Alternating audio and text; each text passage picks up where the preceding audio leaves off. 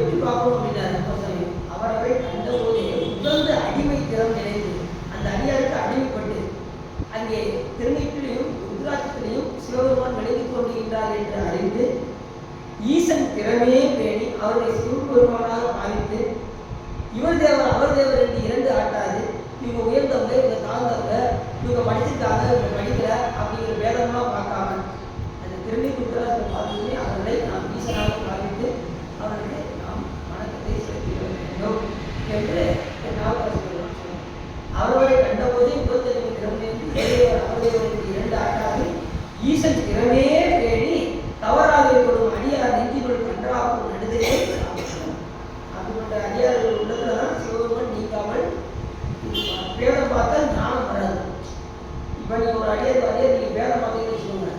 ஆனால் இப்போ கூட நம்ம பேசணும் அப்படின்னு நம்ம நினச்சிட்டு நமக்கு ஞானமே வராது. எல்லா உயிரினங்களும் கூடுமான அளவுக்கு நம்ம அன்பு செலுத்தி தான் போகணும். ஏன் அப்படின்னா சாமி யாரும் வேதம் பார்ப்பாரோ இறைவனா நமக்கு வாங்கக்கூடாது. நம்ம வழிபாடு எதுக்காகனா இறைவனா நமக்கு வர்றது தான் வழிபாடு. இன்னும் நம்ம அதே குளத்தில் பழைய குளத்திலே நம்ம என்ன செய்யக்கூடாது, கொஞ்சம் கொஞ்சம் நம்ம மாறிக்கிட்டே வரும். அப்படி தல யாத்திரை மேற்கொள்ள வேண்டும் என்று ஞானசம்பந்த பெருமான் என்கிறார். அப்படி அவர் செல்லும் போது முதல் யாத்திரையாக அவர் சென்ற முதல் தலை எது அப்படின்னா சீர்காழியிலிருந்து கிளம்பி திருக்கோலத்தாய். அந்த திருக்கோலத்தாய் என்ற தளத்தில் போய் சென்றது அங்கே இருக்கக்கூடிய முதல்ல கோபுரத்தை பார்த்தார். முதல் போனதையும் கோபுரத்தை தரிசனம் செய்தார். எந்த ஒரு கோயிலுக்கு நீங்கள் போனாலும் முதல் கோபுரம் எந்த கோயில் போனாலும் முதல்ல நீங்கள் என்ன செய்யணும், கோபுரத்தை தரிசனம். கோபுர தரிசனம் கோடி புண்ணியம் இருக்காங்க. அப்படியே சிவா கோயில் சொல்லியிருக்காரு, கோபுரத்தை பார்த்தா கோடி புண்ணியம் சொல்லியிருக்காரு. முதல்ல கூப்பிடுவோம் அப்படின்னு இதனால் நிறைய புண்ணியம் கிடைக்கும் அப்படின்னு நினைச்சு என்ன செய்யக்கூடாது, புண்ணியம் கிடைக்கும் நினைச்சு நீ என்ன செய்யக்கூடாது, கோடி புண்ணியம் கிடைக்கும் அப்படின்னு நினைச்சு இந்த கோபுரத்தை வழிபாடு பண்ணணும். இறைவர்கள் அன்பு வர வேண்டும் என்று நீ அந்த கோபுரத்தை கண்டு பண்ணணும். அந்த கோபுரத்தை தரிசனம் செய்துவிட்டு ஞானசம்பந்த பெருமான் அப்படியே உள்ளே சென்றார்.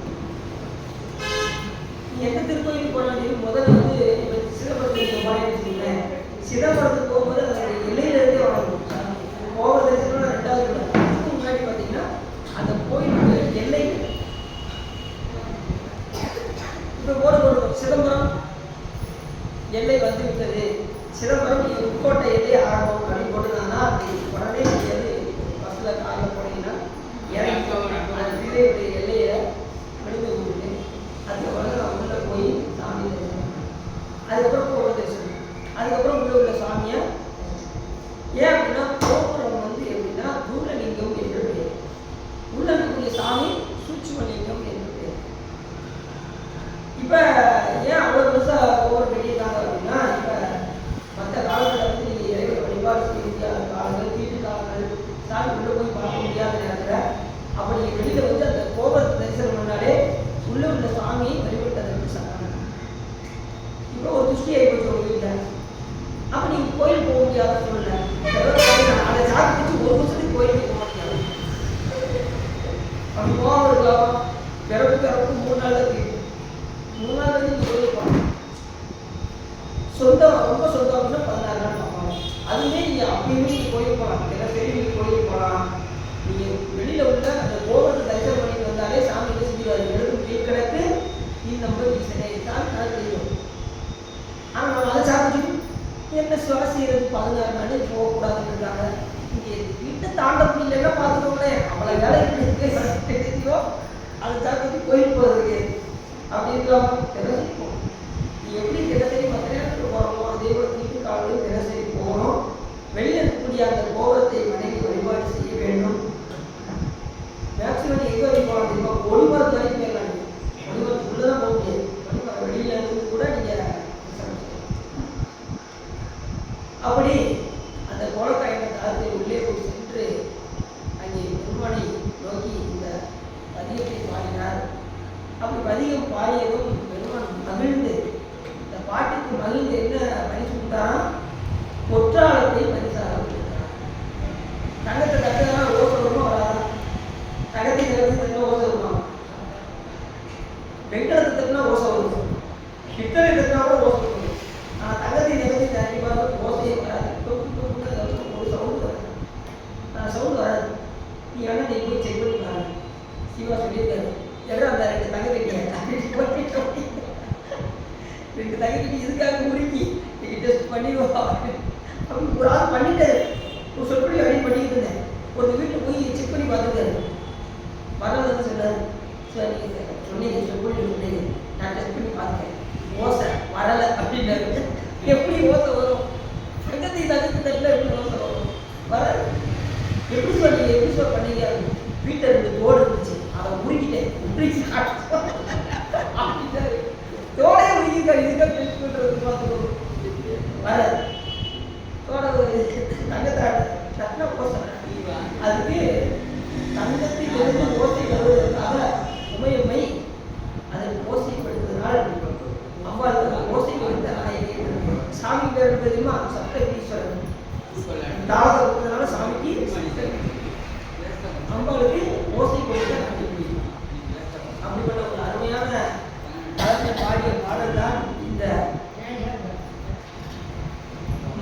வாழை பாயம் ஆதரா என்ற இந்த பதியம் அவ்வளவு அற்புதமான பதியம்.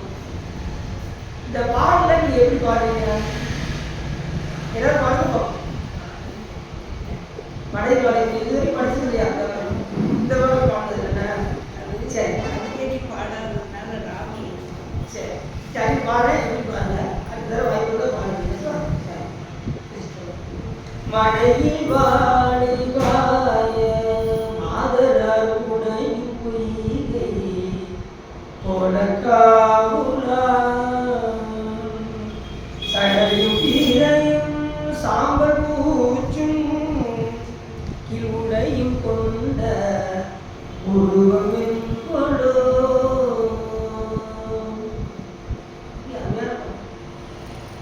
படித்தீங்களா?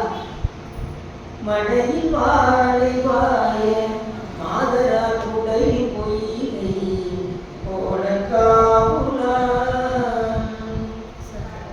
சடையும் பீரையும் சாம்பல் பூச்சும் இருடை கொண்ட உருவமின் கொடோ.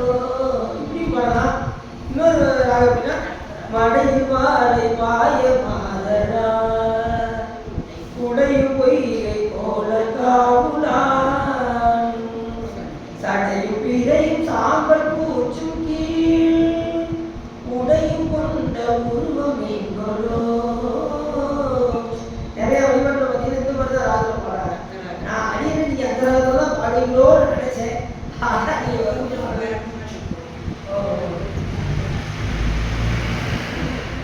அதனால அந்த பதியம் வந்து பாடும்போது அவ்வளோ அற்புதமாக இருக்கு. பாடுறது சிவபெருமான் கொடுத்தாரு, பொற்றாளத்தில் கொடுத்தாரு.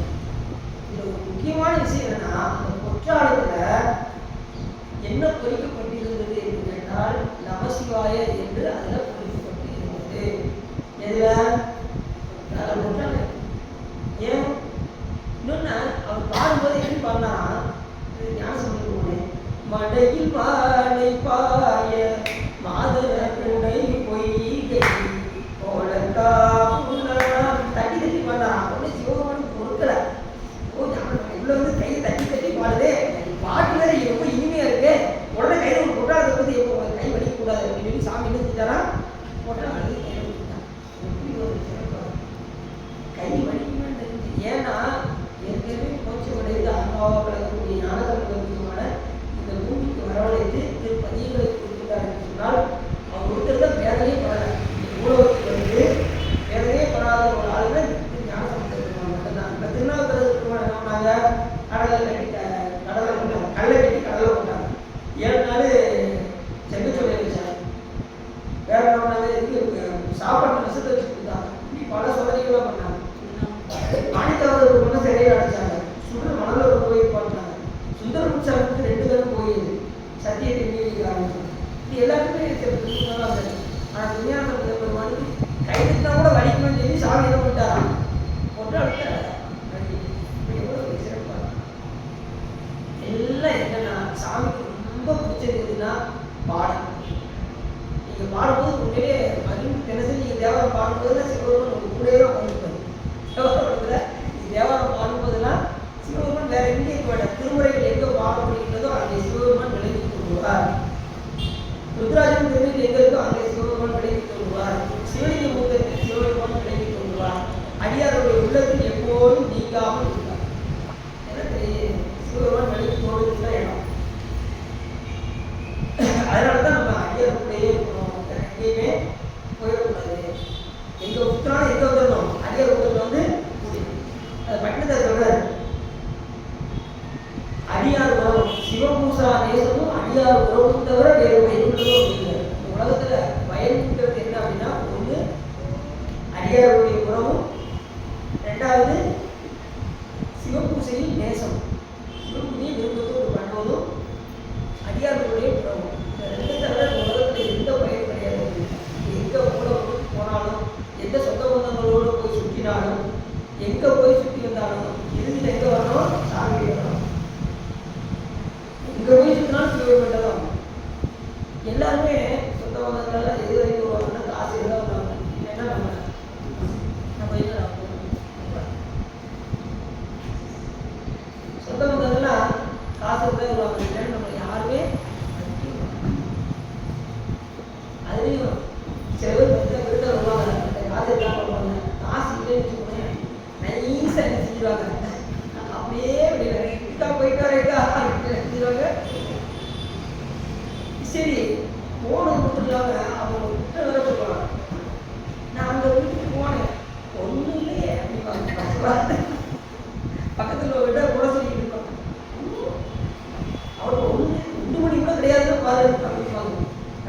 ஒரு இயல்பாக பேசுவோம். அதனால தான் அந்த கூட்டத்தில் நம்ம போய் சேரக்கூடாது. அடியார் யார் பற்றி பேசுவாங்க? சிவபெருமான் பற்றி பேசுவாங்க. அடியார் பற்றி பேசுவாங்க. அதுவும் மாநிலத்தில் தொடர்ந்து சாமி அடியார் எதிர்த்து பேசுவாங்க.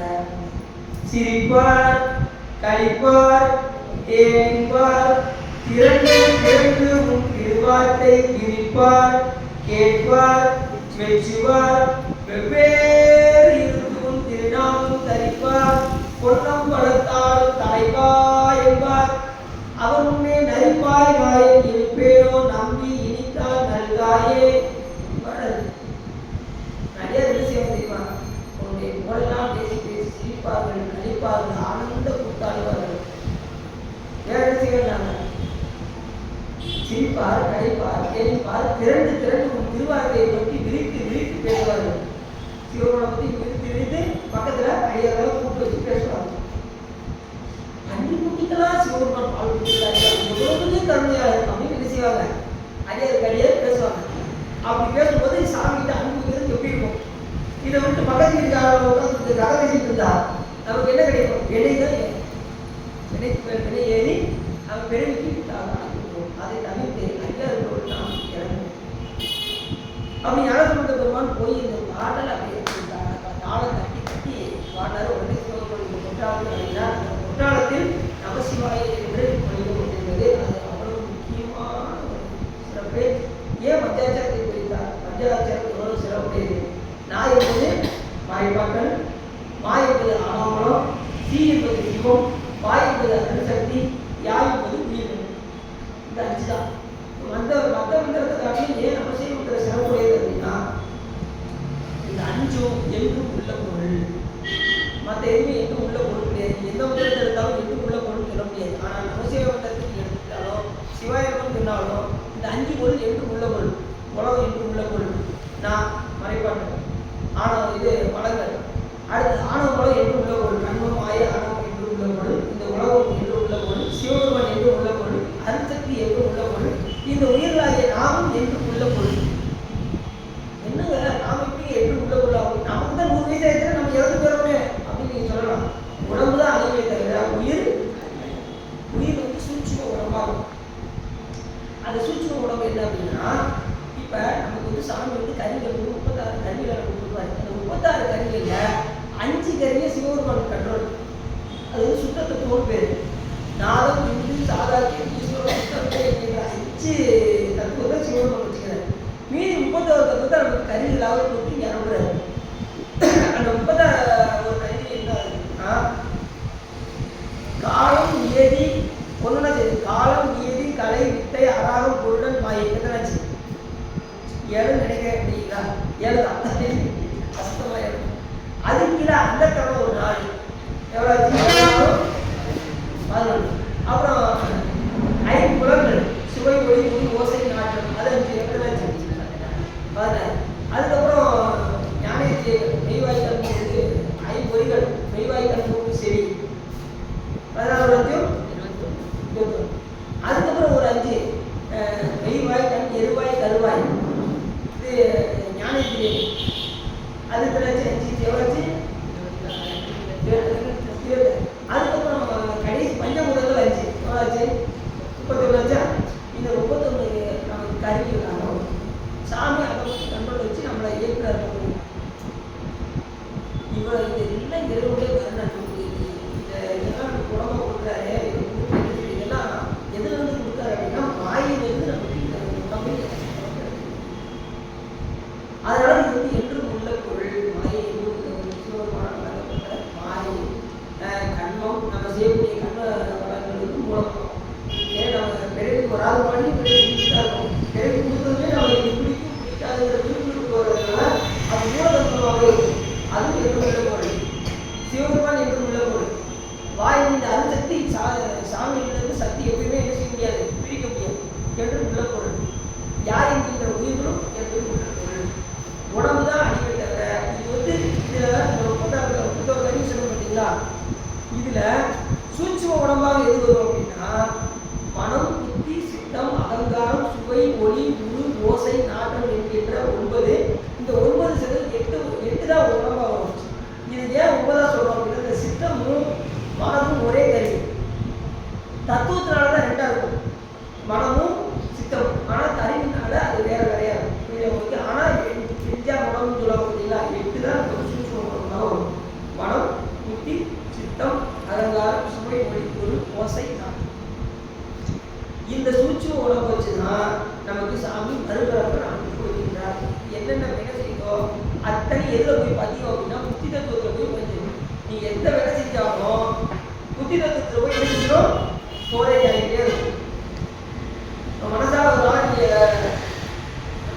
உன் முகத்தெல்லாம் பார்க்கணும், எனக்கு தலையில எழுதி பார்த்தியா அப்படி பார்த்துட்டீங்களா, முதல்ல பாரு, எனக்கு சான்ஸ் கிடைக்கிறது நினைச்சுக்கோ, உன்னுடைய பாரு மனசு நினைக்கிறாங்க பார்த்தீங்களா, நினைச்ச மாதிரி கிடையாது. நம்ம சைடு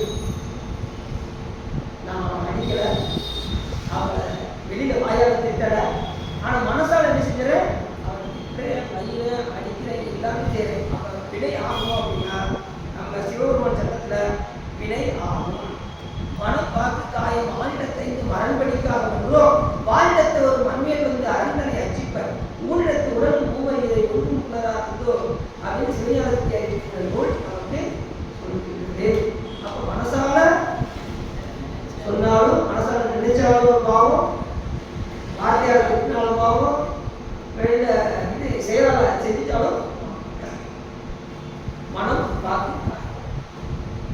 ஏன் அப்படின்னா மனம் என்கின்ற கரியை வச்சு அவங்க அடிக்கிறதுனால அது வினை ஆகும். ஏன்னா உங்களுக்கு ஃபோனில் வைக்கிற அதனால நீங்க அடிக்கல, அதனால நீங்க மனம் என்கின்ற கரியை கொண்டு அடிக்கின்ற காரணத்தினால் அது வினை ஆகும் அப்படின்னு நம்ம சொல்லுது. சரி,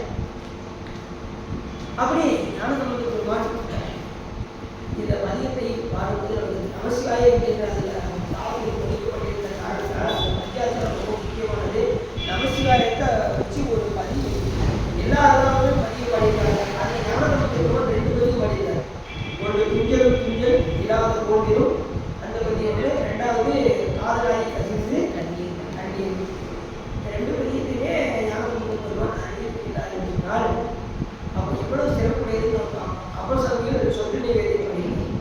சுந்தரம் சாமிகள் மற்ற இது பாதமே நாதமே மாணிக்கவாசகர்கள் நமச்சிவாய்வாளர் நாதந்தாழ்வாளர் சிவபெருமான் இப்படி எல்லாருமே.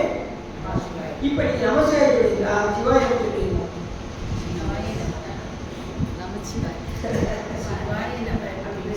இப்ப நீங்க எதை சொல்லணும்? இப்ப நான் உதாரணத்துக்கு சொல்றேன்.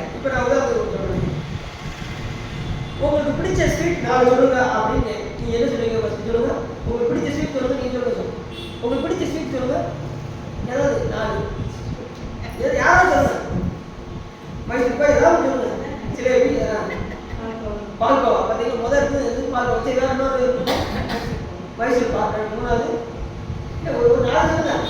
ஜிலேபி வச்சுக்கோங்க, ஜிலேபி. இன்னொன்று சரி, சோறு இல்லையா? 4 சொல்லிட்டாங்க. ஆனா முதல்ல என்ன சொன்னாங்க, அவங்களோட பால்கோவா. ஏன் மற்றது யோசிச்சு முன்னாடி சொன்னாங்க, முதல்ல அவங்க எடுத்துனாங்க பால்கோவா. அது போல முதல்ல இருக்கக்கூடிய நாம் எதுல ரொம்ப பட்டு வச்சிருக்கோம், உலகத்திலேயே சிவபெருமான். அப்ப உலகம் மேல ரொம்ப பட்டு வச்சிருந்தா நீங்க சொல்ல வேண்டிய முதல்ல எதுனா, முதல்ல நான் இருப்பதில்லை அப்படின்னா உங்களுக்கு பலன் தரும். நீங்க உலகத்துக்குள்ள ரொம்ப பற்றாதீங்கன்னா நம்ம சிவாய்க்குலாம் பலன் தரும். சிவபெருமாளை பற்றாதீங்கன்னா சிவத்தத்துக்கு முன்னாடி போகும். புரியுதா? அப்ப எதுனால நீங்க பற்று அதிகமா வச்சிருக்கீங்க? பெரும்பாலும் எல்லாரும் பார்த்தீங்கன்னா அந்த உலகத்துக்கு மேலதான் சட்டை அதிகமா இருக்கும். ஆனா காலப்போக்கில் நம்ம செய்ய சொல்ல அது சிவாய சொல்ல வச்சோம். நம்ம செய்ய சிவாய நானே தவறு செய்ய சிவாய நமக்கு பெற்றேன். முதல்ல மாணிக்கவாசகர் ஒண்ணா பாண்டாரு, நம்ம சிவாய வாழ்க அப்படின்னு பாண்டாரு. முதல்ல நாமத்தை சொன்னாரு, நமச்சிவாய வாழ்க, நாதந்தாள் வாழ்க. இச்சி சேர்த்துனா சிவபெருமானுடைய பேர் தான். இச்சை எடுத்தாச்சுன்னா மந்திரம் தான். அடுத்து ஒரு பாட்டு என்ன சொன்னாரு, ஓ நமச்சிவாய வேங்களையே மயங்குகின்றேன் அப்படின்னு அடுத்த பாட்டு சொல்றாரு. அப்ப நமச்சிவமா சொல்லிட்டு வந்தவர் மாணிக்கவாசகர் பெருமான் கடைசி என்ன சொல்றாரு, சிவபெருமான் என்ன நினைக்க உயர்த்தாரு, நானேயோ தவம் செய்தேன் சிவாய நமயன பெற்றேன். அடுத்ததை குறிப்பிட்டாரா, நமச்சிவாய சொல்லிட்டு இருந்தவர சிவாய நம அப்படின்னு சொல்ல வச்சுட்டார்.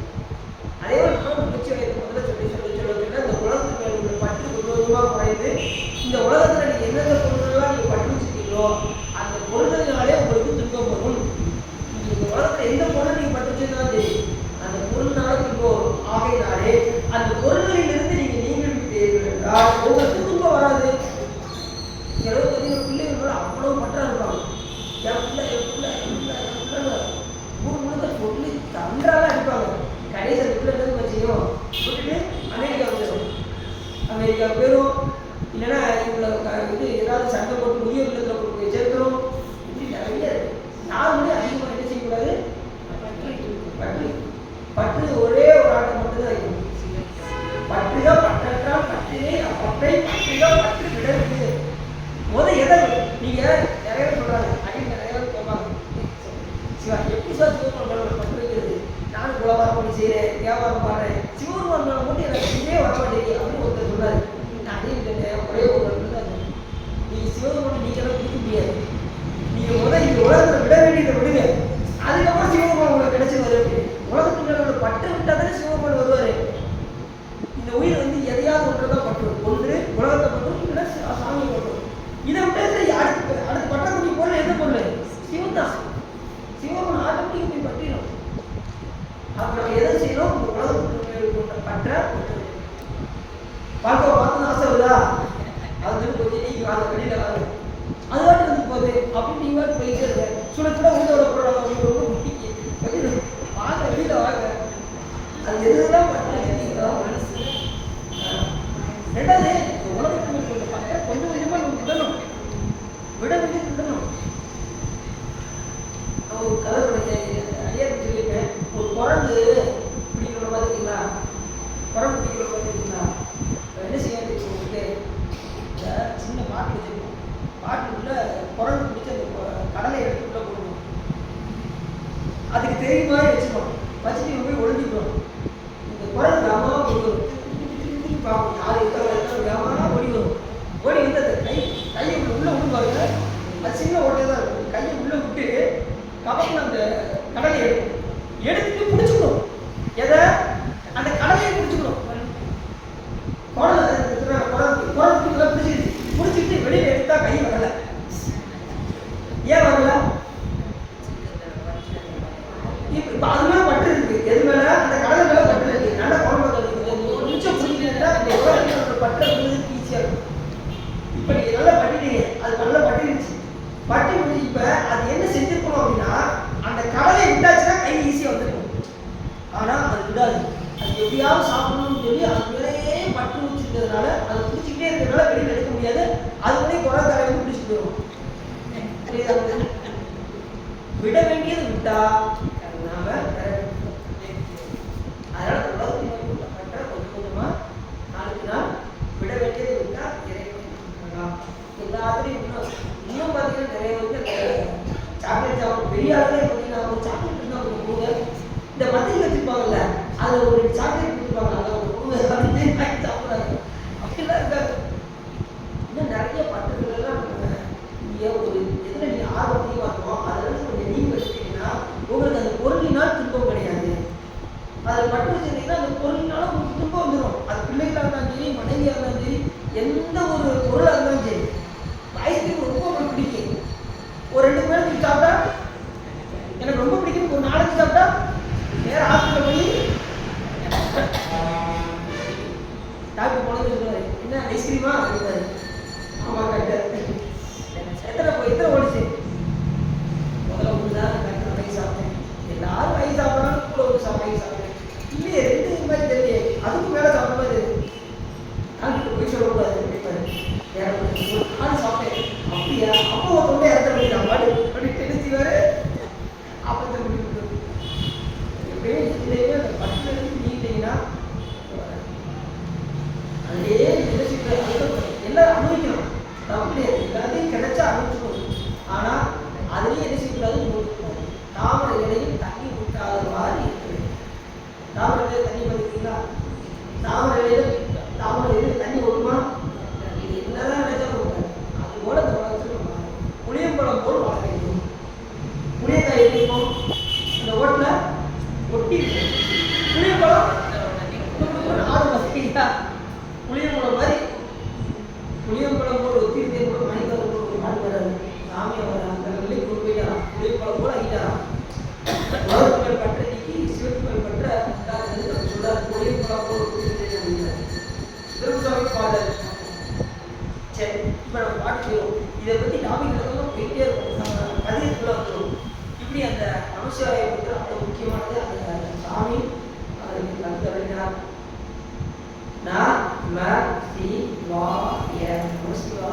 நமசிவாயவே நான் கழிவும், நமசிவாயவே நானே இருந்தும், நமசிவாயவே நான் அறிந்து ஏற்கனவே, நமசிவாயவே நன்றே சொல்லும். நமசிவாயை சொல்ல சொல்ல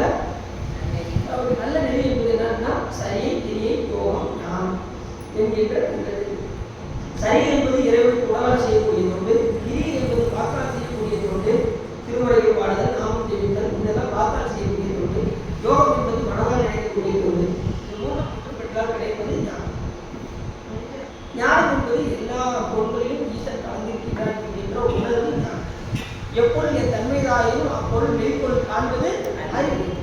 அந்த நிலைக்கு நமக்கு மரத்தை பார்த்தா நமக்கு மரமாக தான் தெரியுது, அது சிவமா தெரியும். செவரை பார்த்தா செவரா தெரியுது, இதில் சிவம் தெரியும். மைக்கில் சிவம் தெரியும். எல்லா பொருள்களிலும் பார்க்கும் இடமெல்லாம் நீக்கவன் என்கின்ற பரிபூரணத்தமாக பார்க்கணும். அந்த நிலைக்கு நமக்கு உயர வேண்டும். அப்படி அந்த பஞ்சாயத்தில் அவ்வளவு என்னுடையது, நான் நமச்சிவாயவே, நான் அது எல்லாத்தையும் கொடுக்கும். நமச்சிவாய் என்ன கொடுக்கும்? ஞானத்தையும் கொடுக்கும், கல்வியை கொடுக்கும். சில இடத்துல நல்ல படிப்பு வருவாங்க, நீங்கள் நேரம் இந்த கோயிலில் போய் போங்க, உங்களுக்கு அது கிடைக்கும். உங்களுக்கு செல்வம் வருமா, இந்த கோயிலுக்கு போங்க. எல்லாத்தையும் யார் தருவாங்க? சிவம் தருவார். சிவாய செல்வம் சிவபெருமான். இவரை விட்டு எங்கேயோ ஓடாது. செல்வ நெடுமாடம் சென்று சேரோங்கி செல்வமதி நோய செல்வம் உயர்கின்ற செல்வ வாழ்வில்லை சிற்றம்பலம் ஏய செல்வன் கடல் ஏற்றும் செல்வம் செல்வமே. செல்வம் யாரு? சிவபெருமான் தான் செல்வம். உபயோகத்தை யார் கொடுத்தா? சிவபெருமான். இந்த இது எவ்வளோ ஆளாக எங்கெங்கேயோ ஓடுறாங்க, அதை நம்ம சொல்லணும். சரி, இருந்தாலும் அவர் உள்ளவர் ஈசன் அருளாலே அவர் வரைக்கும் ஏற்றுமானால் அவர்களை நல்லா கொள்ளார் என்று நாடுவது என்று நிஜமே எல்லாம் சிவன் செய்ய என்று சொல்லுங்க. யாரை என்ன செய்யலாம்? சரி, அப்படி அந்த குற்றாலத்தில் பஞ்சாட்சரமாக வருகின்றது. பஞ்சாட்சரம் ரொம்ப முக்கியமானது. ஒரு உயிருக்கு இந்த உபதேசம் பண்ணவில்லை என்று சொன்னால் என்ன செய்ய முடியாது? கிடைக்க முடியாது. அது குருவின் மூலியமாக நாம் கேட்க வேண்டும். அதனால தான் ஞானசம்பந்த குருவர் கடைசி மோட்சம் அடையும் போது அத்தனை திருமணத்துக்கு வந்து அத்தனை பேரையும் சிவலோகத்துக்கு அனுப்புனாரா, ஜோதிக்கு அனுப்புனாரா. ஜோதிக்கு அனுப்பும்போது என்ன பண்ணாரு?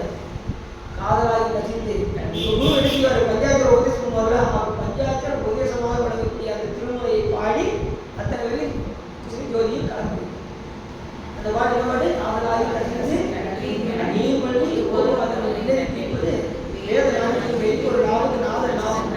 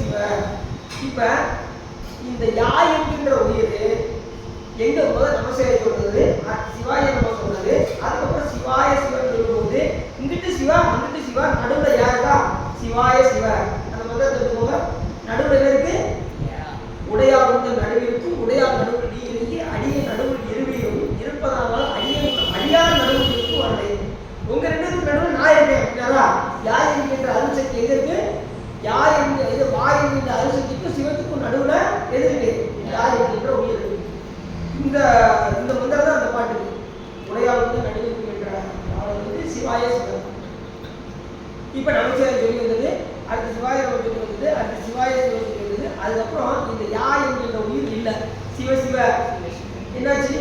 சி எங்க போச்சு? சிவத்தோடு.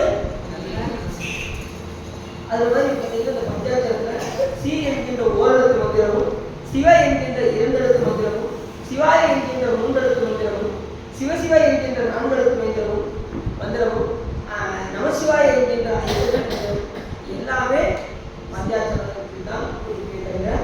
இது ஓரெழுத்து மந்திரம், ஈரெழுத்து மந்திரம் எல்லாமே பஞ்சாட்சரம். அப்படி இந்த தூர பஞ்சாட்சரமாக வரக்கூடிய நமசிவாய மந்திரத்தை அது படிக்கப்படுகிறது. அதை பார்த்து மிகுந்த மகிழ்ச்சி அடைந்தார். அப்பொழுது எந்த பாடலுக்கு இவர் சாமி மயங்கி இந்த ஒற்றாளத்தை வழங்கினார் என்றால் இந்த திருப்பதியத்தை பாடி ஒற்றாளத்தை வாங்கினார். அப்போ எப்படி இருக்கும் பாடி மடையில் வாழை வாய மாதரார் உடை மொய்கை கோலக்காமுலாம். மடையில வாழை, மடையில நீர் தேக்கி வச்சுப்பாங்க அப்படிங்களா? மடையில வந்து நீர் தேக்கி வச்சு அது வெளிப்படுற இடம் தான் மடையில். அங்க வாழை பாய வாழை புள்ளி பாயுவான் இதுல மடையில். அங்கே மாதவர்கள் பெண்கள் அடிச்சுக்காங்க அந்த மடையில போய் நீராடுவாங்க. அப்ப நீராடும்போது குடையில் போயின்னா அந்த குளம் கோலக்காமுலா, அந்த திருக்கோலக்காய் என்ற ஊர்ல அந்த மடையில் இந்த பெண்கள் எல்லாம் நீராடுவார்கள். மாலை பெண்கள் எல்லாம் புள்ளிப்பாயும். அங்கே பெருமான் எப்படி இருக்கின்றார் என்று சொன்னால் சடையும் பீரையும், சடை சிவபெருமானே இல்லாத ஆற்றலில் சடை வேகமா வந்து அந்த கங்கை சிவபெருமான் வேகமா வந்து சிவபெருமானை பார்த்து அது தாழ்ந்துச்சு. ஞானபுரம் சொல்றாரு, அடுத்து வரும் கங்கைதனை கமல் சடை ஒன்று ஆடாமே தடுத்தவர் அப்படின்னு. அப்படி வேகமா போகக்கூடாம சாமி என்ன செஞ்சாரா அந்த கங்கையை தடுத்தார். மாணிதாச பெருமான் வெள்ளம் தான் விரிசடையால் விடையால் உள்ளோ தருவானே. வெள்ளம் போல கங்கை வந்தது. சிவபெருமான் பார்த்து என்ன செஞ்சு தாழ் சடை தாழ்ந்தது. அந்த கதை உங்களுக்கு சொல்லியிருப்பேன்.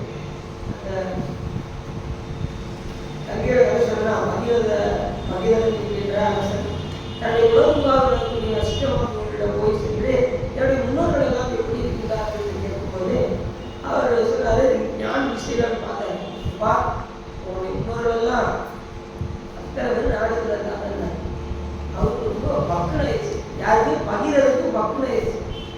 அவர் என்ன பண்ணாரு, இப்போ அவங்க நரகத்தில் இருக்காங்களே எப்படி ஆச்சு என்ன ஆச்சு அப்படின்னு அந்த குலகுருவாக வரக்கூடிய அஷ்டமர்களிடம் போய் கேட்டேன். அவர் சொன்னாரு, உங்களுடைய தாத்தா பிலிப்பு சக்கரவர்த்தி ஒரு பெரிய வேள்வி செய்தார். அது அசுமேத யாக வேள்வி. அது 100வது வேள்வி.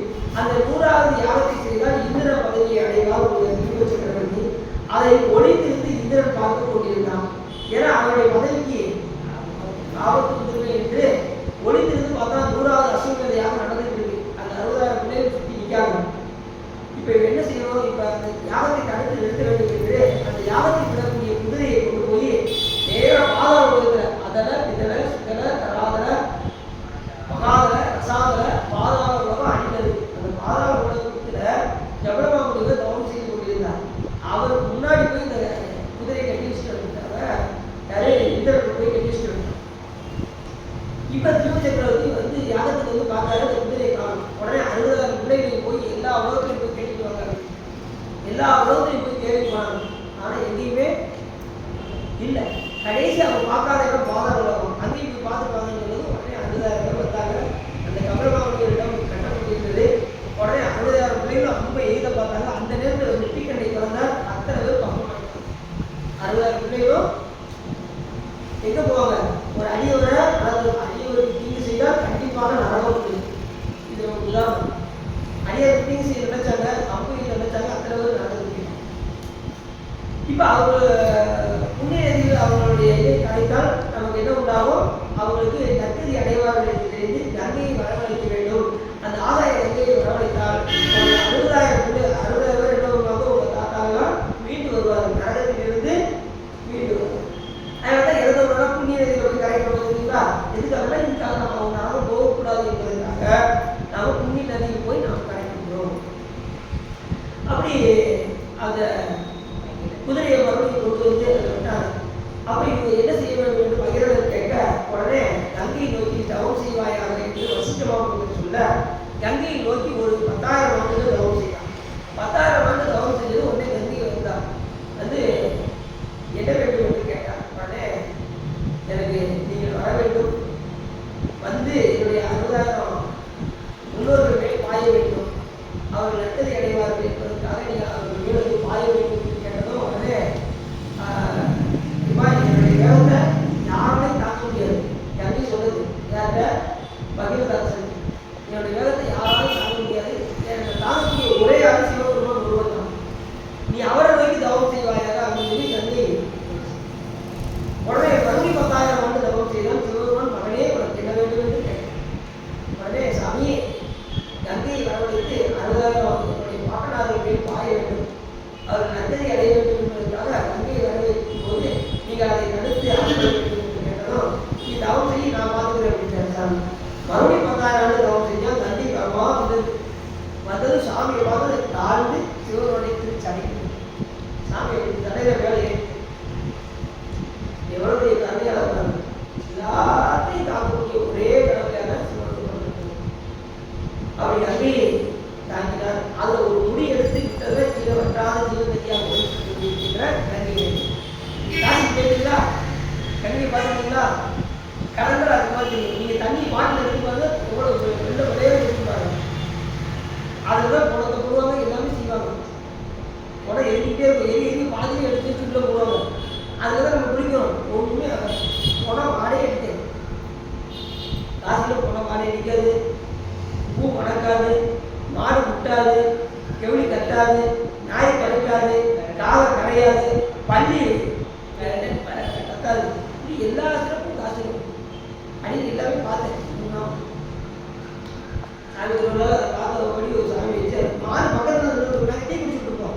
மாடு பின்னாடி நிற்கும், ஆனால் முட்டாது. நான் அடிக்க பயந்துட்டு இருந்தேன், அது முட்டாவது பின்னாடிட்டே இருந்தது. மாடு முட்டாது. எங்கே பார்த்தாலும் சந்து பொத்துலன்னா மாடெல்லாம் இருக்கும், பசுவாக இருக்கும். அதனால காசு ரொம்ப சிரமப்பட்டு எல்லாம் போயிருக்கீங்களா? காசு யார் போயிருக்கா? 1 2 3 தான் போயிருக்கீங்களா? போனது இல்லையா? நீங்க போயிருக்கீங்களா சார்? நீ போனதுங்களா? அது வந்து இந்த வருஷம் கடைசி வெளியில் கொடுக்குறாங்க.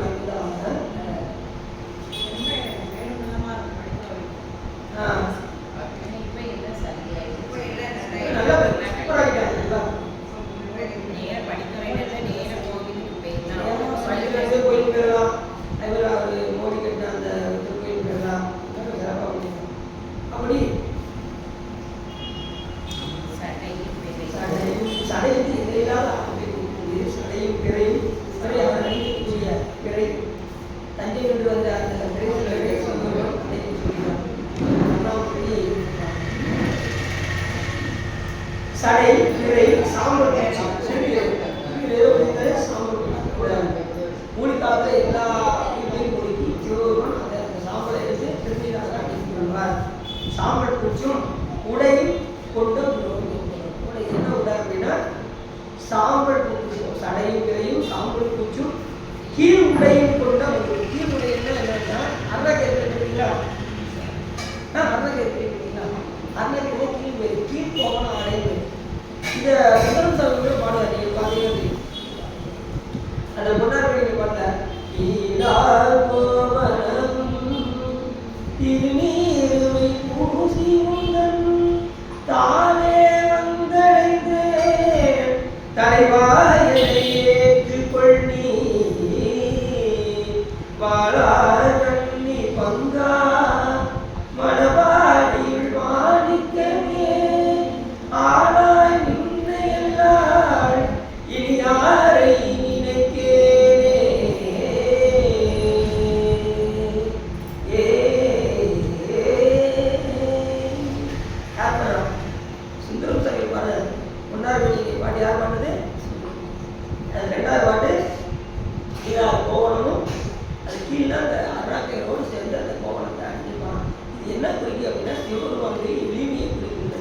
அவன் எந்த பொருள்களிலும் பற்றி இல்லாதவன் என்பதை குறிக்கின்றது. அதனால அந்த இடத்துல இப்ப இது எப்படிப்பட்ட ஊரு, இது போலக்கா வந்து ரொம்ப சிறப்புடைய ஊர். அந்த படை பாலை பாய பாதரா உடையும் போய் விளையாடுது. அப்பேற்பட்ட வசதியுடைய ஊரு. சாமி என்ன பண்ணலாம்? பட்டாடை உடுத்தி ஜம்முன்னு இருக்கலாம். ஆனா அப்படி இல்லாம எங்க சிவபெருமான் இருக்காரு, வீட்டுடைய அணிஞ்சு கோவணத்தை அணிஞ்சிட்டு எங்க பெருமாள் இப்படி இருக்காரு. எவ்வளவு பெரிய கருணையாளர், எதிரையும் பட்டில்லாத பெருமாள். அப்படிப்பட்ட உடையை கொண்ட ஒரு எதுக்காக அதை காட்டுறாரு அப்படின்னா, யோக நிதியை காட்டி இந்த உயிர்களை எல்லாம் உலக பந்தத்தில் இருந்து விடுவித்து விடுதலை தர வேண்டும் என்பதற்காக சிவபெருமான் அந்த வடிவத்தில் இருக்கிறார். பற்றற்றாராக இருக்கின்றார். ஏன்னா நாம் இந்த உலகத்தின் மேல் பட்டு வைத்தால் துன்பம் என்பதை அறிந்து அந்த பட்டுக்களிலிருந்து நீங்கி எளிமையை காட்டி இந்த உயிர்களை விடுவிக்கின்றார் சிவபெருமான். இதான் முதல் பாட்டோட புரிஞ்சா?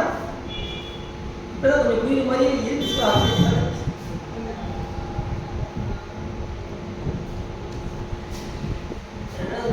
சாமி எப்படி இந்த உருவாக்கம் இருக்காரு பார்த்தீங்களா? நினைச்ச நேரம் நினைத்த வடிவம் வந்து சாமி இருக்கிறதுக்காக இந்த உயிரோட உயிர்க்கிறதுக்காக இருக்காது. இந்த நாலாயிரம்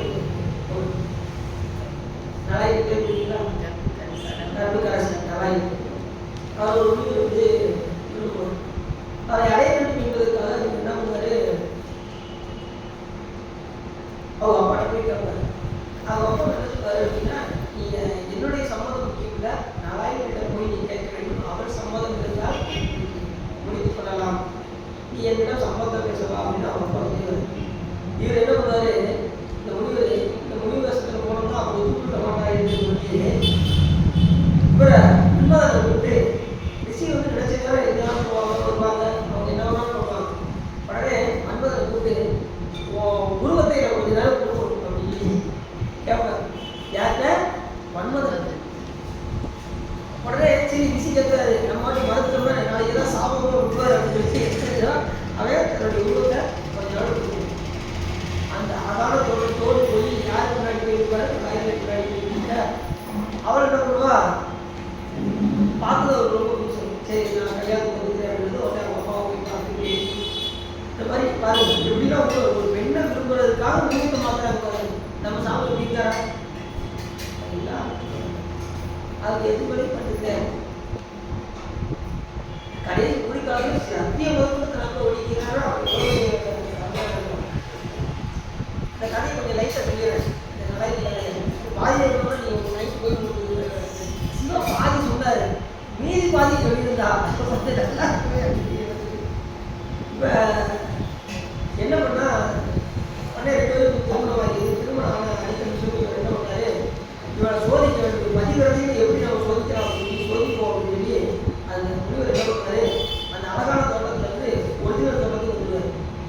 தோட்டத்துக்கு தமிழிய முதல்ல அழகா என்னுடைய உண்மையான உணவு இதுதான், என்னை விரும்பியா விரும்புகிறேன்.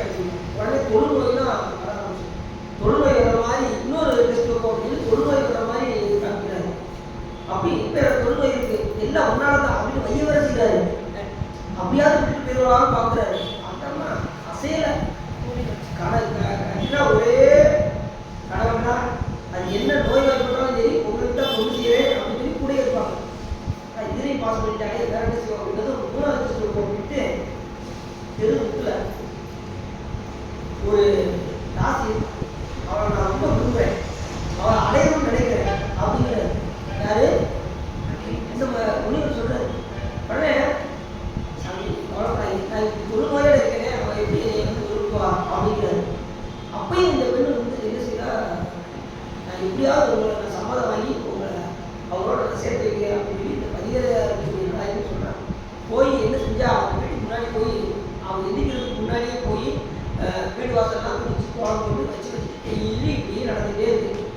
யாரும் இவ்வளோ அழகாக கோலமாக போட்டு ரெடியாக வச்சுருக்காங்க, அது நம்ம ஆசையாச்சு, நம்ம வீட்டில் யாரும் செய்வா அப்படின்னு ஒரு நாள் ஒளிஞ்சிருக்கு பார்த்தா. ஒளிஞ்சது பார்த்தா அந்த பெண் வந்து நாயை வந்து தூக்கி தொழிச்சு கோலம் போனதை பார்த்துட்டு, நான் ஒரு தாசி என் வீட்டை வந்து இப்படி என்னம்மா காரணம் அப்படின்னு உடனே என்னுடைய கணவருக்கு அடையவருக்கு நினைக்கின்றார். ஆனால் அவர் தொழுநோய் வாழ இருக்கிறார், அதுக்கு நீ சம்மதித்தால் ரொம்ப சந்தோஷமாக இருக்குன்றது. உடனே நான் சம்மதிக்கிறேன் அப்படின்ட்டு யாரு அந்த தாசி இப்போ ஒரு தொழுநோயோட இருக்காரு, ஆக்ஷன் கொடுக்காரு. இப்போ அந்த அம்மா அவங்க வீட்டுக்கு கூட்டு போகணும். என்ன செஞ்சாங்க, கூட இல்லை வச்சு கூட்டு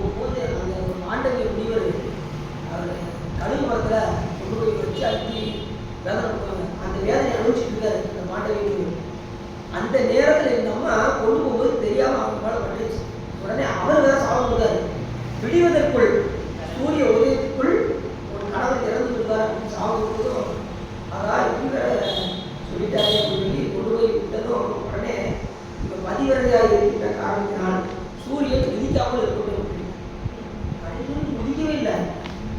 ஏன்னா தப்பு கடைசியாக காலத்தில் சூரியன் உதயமே உதிக்கவே உடனே தேவரெல்லாம் வந்து இப்படிலாம் பண்ணக்கூடாது, நாங்கள் வந்து சூரியன் நாங்கள் வந்து அவங்களுக்கு முடிவெட்ட சொல்லி எப்படியாவது சாபத்தை மாற்றி வாங்குறோம், அதனால் நீ எப்படியும் போல சூரியனை மறுபடியும் உதிக்குமாறு செய்ய வேண்டும் என்று கேட்டதை மறுக்கப்பட தான் சொன்னாங்க.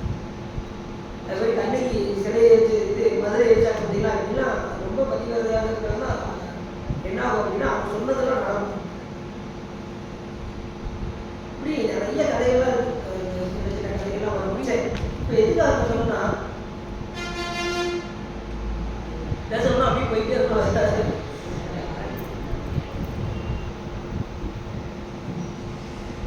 யார் யாரும் எதுக்கோ உருவெடுக்கிறாங்க, ஆனால் சாமி நினைத்த நேரம் கிடைக்க உருவெடுப்பார். எதுக்காகனா அடியார்களுக்கு நலம் புரியும் பொழுது சிவபெருமான் எடுக்கின்ற ஒவ்வொரு 25 மாதங்கள் மட்டுமே எடுக்கும் எல்லாமே சிவபெருமானுடைய கருணை. தடக்கலக்கணம் உருவம் எடுத்ததுலாம் தடக்கலக்கணம் பேரு. சரி, சிவபெருமானுடைய உண்மை நிலைதான் என்ன அப்படின்னா சிவபெருமானுக்கு சொரூப நிலை பேரு. இந்த தத்துன்னு சொல்ல முடியாது, அதுதான் உண்மையான நிலை. சிவபெருமானுடைய உண்மையான நிலை சொரூப லட்சணம்.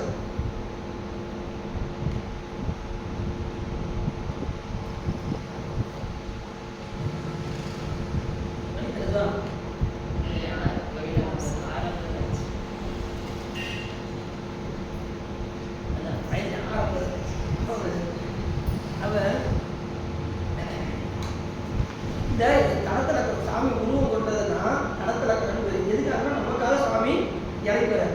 சொருப லட்சணம் என்ன அப்படின்னா சிவருமான் இன்ன தன்மைன்னு சொல்ல முடியாது. இன்ன தன்மையன் என்று அறிவொன்னா எவ்வானை எளிவந்த பிரானை அன்னம் பயிரும் மயர் பழத்தனி ஆரூரானை மரக்கழுவாமே யார் சொல்றாங்க? சொல்றாரு சிவருமானுடைய உண்மையான சொருப லட்சணம் சொருபம் தான். ஒரு முனிவர்கள் மாநாடு நடந்தது காசியில. எல்லா முனிவர்களும் படித்தவங்க தான், ஆனால் ரொம்ப தத் என்கின்ற சொல்லுக்கு யாரும் பொருள் தெரியல. தத் அப்படிங்கிற சொல்லுக்கு படித்த அந்த முனிவர்களுக்கு தெரியல. சரி, நம்மளை விட சிறந்த அறிவாளியாக இருக்கக்கூடிய முனிவரை பார்ப்போம் அப்படின்னு பார்த்தா வியாச முனிவர் உடனே வியாச முனிவர் கேட்டாங்க, தத் என்கின்ற சொல்லுக்கு பொருள் என்னன்னு சொல்றீங்களா அப்படின்னு கேட்டதும் தத் என்கின்ற சொல் முழுமுதல் பொருள் நாராயணனே அப்படின்னு அவர் கையை நோக்கி சொல்றாரு. அப்படியா, இது சரியா படலை, இருந்தாலும் நீங்கள் காசி விஸ்வநாதருக்கு முன்னாடி சத்தியம் பண்ணி சொன்னா போதும் அப்படின்னு அந்த முனிவர்கள் சொன்னதும் எங்கே வேணாலும் சத்தியம் போட்டு சொல்லு அப்படின்னு சொல்லி யார் வியாச முனிவர் நேராக காசி விஸ்வநாதருக்கு முன்னாடி போய் கையை நீட்டி முழுமுதல் பொருள் நாராயணரே தத் என்கின்ற சொல் அவரே குறிக்கும் அப்படின்னு நீட்டி சொன்னாருப்பாங்க. அந்த நேரத்தில் யார் போகணும்? சிவபெருமான் போகவே வராது, நந்தியம்மன் போகுது நீட்டி கை நிற்க நடக்கவே வரல. உடனே சாமி வச்சுருப்பா, நான் சாப்பிடுவது தான் நிற்கிறேன், பூசல் என்னுடைய அடிவது என்னால் ஒன்றும் செய்ய முடியாது. நந்தி மண்டபத்தை சிவபெருமான் நிற்க முடியாது. அம்மாட்ட போனாங்க, விசாரிச்சவர்கிட்ட போய் நிறைய வழிகாடி அம்மா ஏதாவது பார்த்து செய்ய அப்படின்னாரு. அப்போ ஏதாவது செய்வோம்ப்பா, நீட்டிக்கு மடக்க வந்துடும், ஆனால் நீ காசியில் இருந்து வழிபாடு பண்ண முடியாது, கல்விக்கு அந்த புறமாக இருந்தால் வழிபாடு செய்ய முடியும் என்று சொல்லி இப்போ நீங்கள் போனீங்க காசிக்கு அந்த பக்கமாக வியாச காசி வியாச வழிபட்ட வியாசம் அப்படி நீட்டிக்கு அதுக்கப்புறம் தான் அவருக்கு நடக்கணும். ஏன்னா அந்த தத்து என்கின்ற சொல்லுக்கு பொருள் என்ன? சொரூப சிவம் அப்படின்னு. சொரூப அது சிவனுடைய உண்மையான நிலை. சரி, இப்போ இந்த ஒரு பாட்டுக்கு இவ்வளோ விளக்கு அதனுடைய உண்மையான ஒரு பாட்டுக்கு ஒரு நாள் விளக்குதுன்னா சரி. பெண்தான் வாகனமாக விரை தென்னி கொண்டாடி போல கண்டான் பாதம் கையால் கூப்பவே உண்டான் நஞ்சை உலகம் உயவே.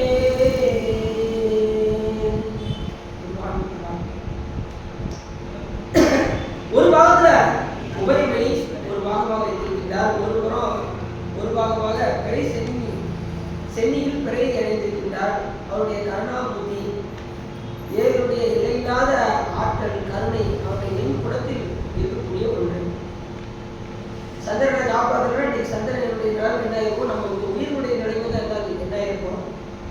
பாதி சந்திரன் எப்படி செய்கிறாரு, பாதி 15 நாள் வளர்ந்துறாரு.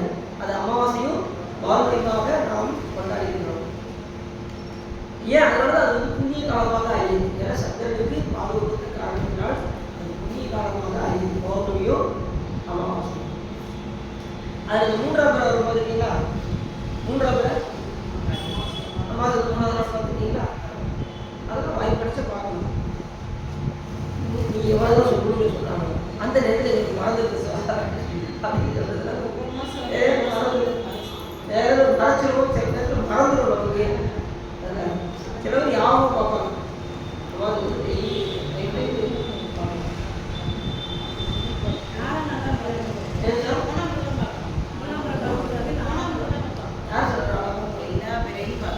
எல்லாருமே பார்க்கறது எல்லாருமே சிவனுடைய கருணை தானே வளர்ந்து ஒவ்வொன்றுமே சிவனுடைய கருணை தானே. சிவனுடைய கருணைன்றதால இந்த தினசரி அது வளர்ந்து கொண்டே போகுது. அதனால அது கருணை எல்லாரும் பார்க்கணும். ஆனால் 3ஆம் பிறை பார்த்தா சிறப்புன்னு சொல்லுன்னு சொல்லுது.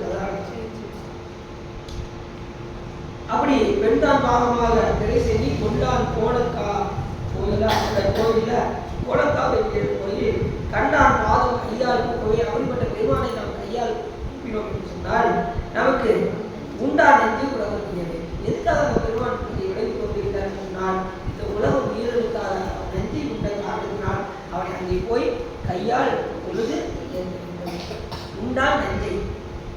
எந்த நெஞ்சை உண்டாரு? எது இந்த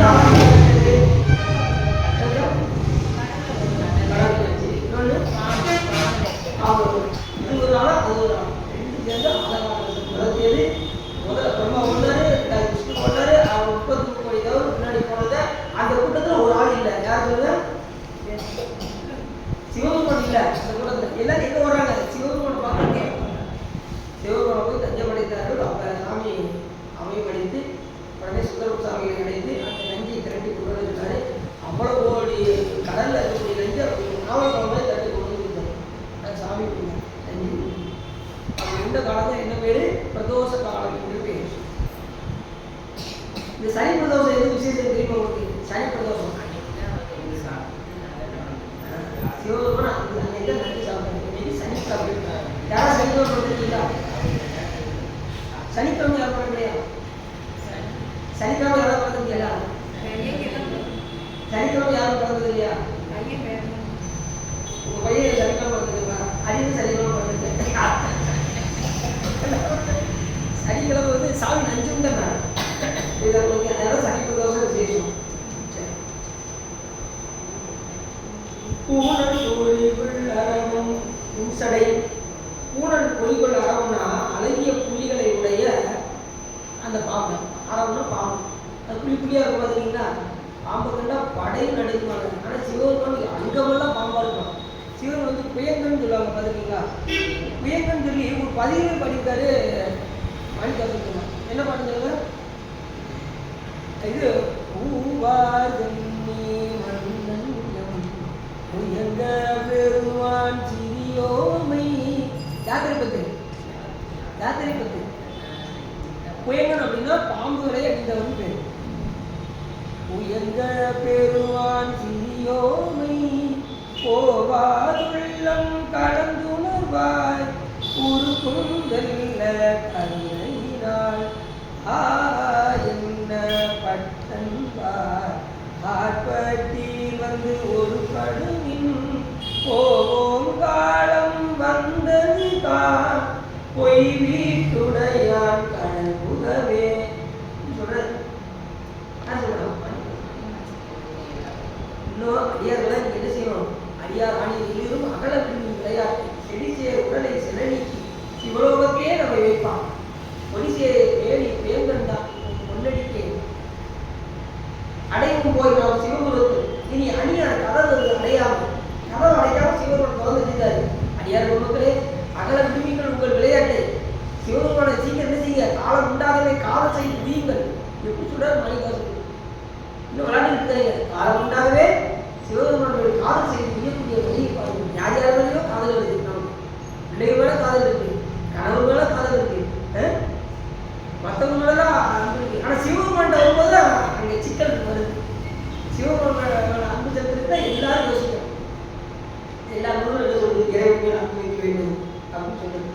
அப்போ நம்ம என்ன செய்யணும் அப்படின்னா எல்லா உயிர்கள் மேலே அன்பு இருந்தால் சிவபெருமான் மேலே அன்பு நமக்கு வரும்.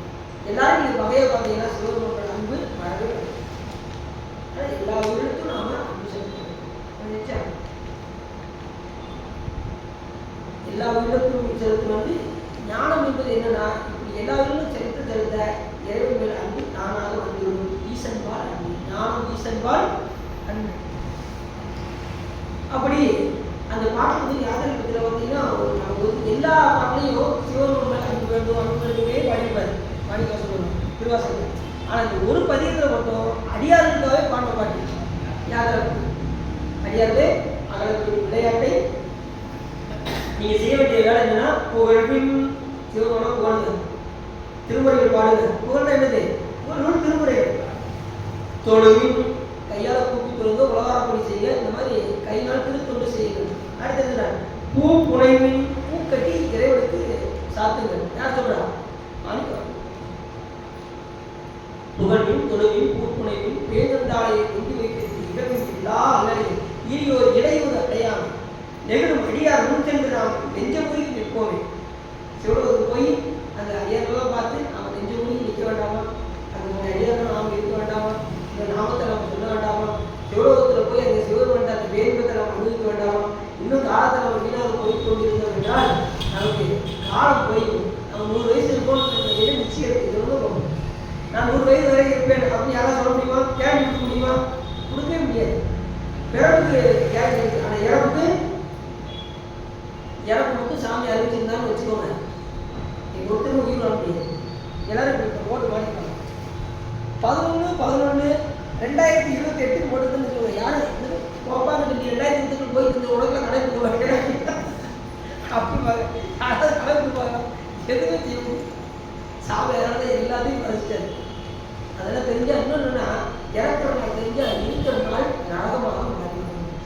அதனால சரி இந்த உயிரில் நல்லா என்ஜாய் பண்ணட்டும் அப்படின்னு சாமி அந்த இறப்பு மட்டும் நினைக்காம ஆனால் ஜாதகத்தில் போய் பார்த்தா இருக்கும்.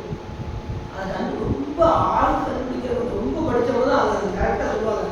இந்த நேரத்தில் இறக்குறது அப்படின்னு கையிலே ராஜபுரத்தில் இருக்கும்போது அப்படின்னு ஜாதகம் பார்க்குறாரு. அப்போ ஒரு ஜோசியர் பக்கத்தில் ஒருத்தர் வந்திருந்தார். அவர் ஜோசியத்தை பார்த்தார். அவர் ரொம்ப கரெக்டாக சொல்லுவார். அவர் மறுநாள் இறக்க சொல்லுவார். இல்லை மறுநாள் இன்னும் அன்னைக்கு சொன்னீங்க அவர் இறக்க வேண்டிய நீங்கள் போய் நாளைக்கு வந்து அப்படின்னு கொடுத்து அனுப்பிச்சிட்டாரு. மறுநாள் அவர் வரல. அவர் ஆக்சிடென்ட்டாக இறந்து யாருக்கும் ரொம்ப கணிச்சுக்காகவும் கரெக்டாக சொல்லிடுவாங்க. சிலருக்கு அது உண்மை சொல்லக்கூடாதுல்ல, அதனால அவங்க வந்து சொல்லாமல் போயிட்டு நாளைக்கு அவங்க அப்படின்னு நிறைய அடி பக்கத்தில் மறுநாள் நான் பார்க்க போகிறேன். வந்தாலும் கேட்டேன். வரல தம்பி, நான் அதுக்காக தான் அப்படி சொல்லி அனுப்பிச்சுட்டேன் அப்படின்னு. அப்படி கோணர் பிறையில் குலகன் குலக்கா. குலகன்னா என்ன இருக்கும் அப்படின்னா இளமையுடைய குலகன்னா சாமி என்றும் இளமை. சிவபெருமானுக்கு எப்பயுமே வயசு 16, அந்த அம்மாவுக்கு எப்பயுமே 12.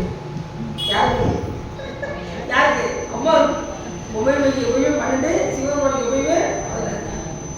அவர் அதான் நித்தமான நிரம்ப அழகிய சித்தத்திருப்பேனும் சித்தத்திருப்பவர் தென்னங்கருந்துரை அத்தரானந்தே நித்தமான சிவபெருமான். நாம 40 தாண்டிட்டு வச்சுக்கோங்க, அவ்வளோதான். எல்லாருக்கும் நிறைய சிவபெருமான் வந்து இந்த உயிரிழந்து ஒரு நோட்டீஸ் கொடுப்பாரு. முதல் நோட்டீஸ் என்ன தெரியுமா? நிறைய கொடுப்பாரு. இப்போ போன வேலை என்னாச்சு? உனக்கு நிறைய கொடுத்தாச்சு, உனக்கு வழிபாடு பண்ண ஆரம்பிச்சிட்டியா, வணங்க ஆரம்பிச்சிட்டியா, திருக்கோயிலுக்கு போக ஆரம்பிச்சாச்சா, அடியாரோடு கூட ஆரம்பிச்சாச்சா, திருமுறைகள் பாட ஆரம்பிச்சாச்சா அப்படின்னு சாமி ஒரு முதல் நோட்டீஸ். என்ன நோட்டீஸு? அவங்க சீக்கிரம் நம்ம கிடைக்கிறது வெளியே பார்க்கணும் அப்படின்னு சொல்லி பார்க்கணும். நம்மளால இப்போ தெரியுமா சிவபெருமானுக்கு பதில் நோட்டீஸ், கையடிச்சு பதில் நோட்டீஸாக இருப்பாங்க. 2வது நோட்டீஸ் எப்படி தெரியுமா? எதனால போய் தண்ணி இருந்து எனக்கு சொல்லுங்க அப்படின்னு 2வது கண்ணாடி. நம்மளால பதில் நோட்டீஸ், கண்ணாடி போட்டு பதில் நோட்டீஸ். கடைசி ஒன்று சேர்த்து அங்கே எவன் கடைசி நேரத்தில் வந்துடுவார், சட்டையை பிடிச்சி இழுத்துட்டு போய் உனக்கு வயசு எத்தனாது? 79. இத்தனை வருஷமா தேவாரம் பாடாது போனியா? 2 அடி தேவரப்படத்தில் போய் தேவரம் பண்ணியா, அங்கே சொப்பனிலாம் நடந்துச்சு அதையாவது கட்டியா?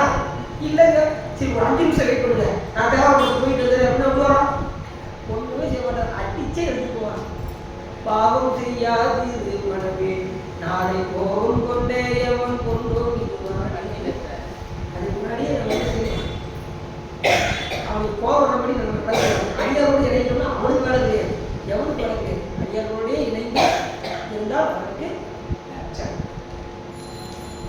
அப்படி என்றும் இளமையாக உள்ளவர் சிவபெருமானுடைய குலகன் அங்கே கோலக்காவில் என்றும் இளமையாக இருக்கக்கூடிய எங்கள் பெருமான் என்ன செய்தார்னா, மானப்பாடி மறைவல்லவரையே, அதாவது மானப்பாடி மறைவல்லாடையே வேட படை பிடிகளாகவே. அந்த மானப்பாடி என்னன்னா மனத்தில் எந்த நேரம் தியானித்து அந்த கோலக்காவில் இருக்கக்கூடிய அந்த பெருமானை மனதினால் தியானித்து தியானித்து நம்மள்கிட்ட இருக்கக்கூடிய அந்த பிடிகளாகிய நோயை நாம் தீர்த்து கொள்ள வேண்டும். அந்த பெருமானை நீங்கள் மனதில் தியானித்து வழிபாடு செய்தீர்கள் என்று சொன்னால் உங்களுடைய பிணிகளாகிய நோய் என்ன பிணிங்கிறது போகும். இந்த நோய் நினைச்சிருக்கீங்களா? இல்லை, பிறவி பிணி. இந்த உயிரானது பிறந்து பிறந்து இறக்கின்றதா, இந்த பிறவாவி நெறியை கொடுக்கக்கூடிய பெருமான் நீங்கள் கோலக்காவில் நினைத்து கொண்டுவிட்டால் அந்த பெருமானை நீங்கள் வழிபாடு செய்தால் நீங்கள் முடிவு பெறலாம் என்று அடுத்த படம் சொல்றாரு, தருக்கள் பாவம் தளர வேண்டுவி மனுக்கள் செல்வன் அறிஞரையான். என்ன சொல்றாரு அப்படின்னா, ஆன்ம போதத்தினால் ஏற்படக்கூடிய பாவம். தருக்கள் பாவம் அப்படின்னா ஆன்ம போதத்தினால் ஏற்படக்கூடிய வினைகள். ஆன்ம போதத்தில் தான் நம்ம எல்லா பணியும் செய்யணும். ஏன் அப்படின்னா சிவபெருமான் நல்ல போகத்தை அனுப்பி இந்த உலகத்தை கொடுத்தா நாம் என்ன செய்யறோம், கொடுத்தால மறந்துட்டு சிவபெருமான் தானே கொடுத்தாரு. அப்ப என்ன அனுபவிக்கும் போது யார் நினைக்கணும், சிவபெருமானை நினைச்சு இதை அனுபவிக்கணும். அவர் மறந்து அனுபவிக்கிறதுனால தான் நமக்கு துன்பம் வரும். புரியுது உங்களுக்கு? ஆண் போதத்தினால் ஏற்படக்கூடிய அப்ப அவரை மறந்து செய்யும்போது என்ன ஆகுது, வினை தோன்றுது.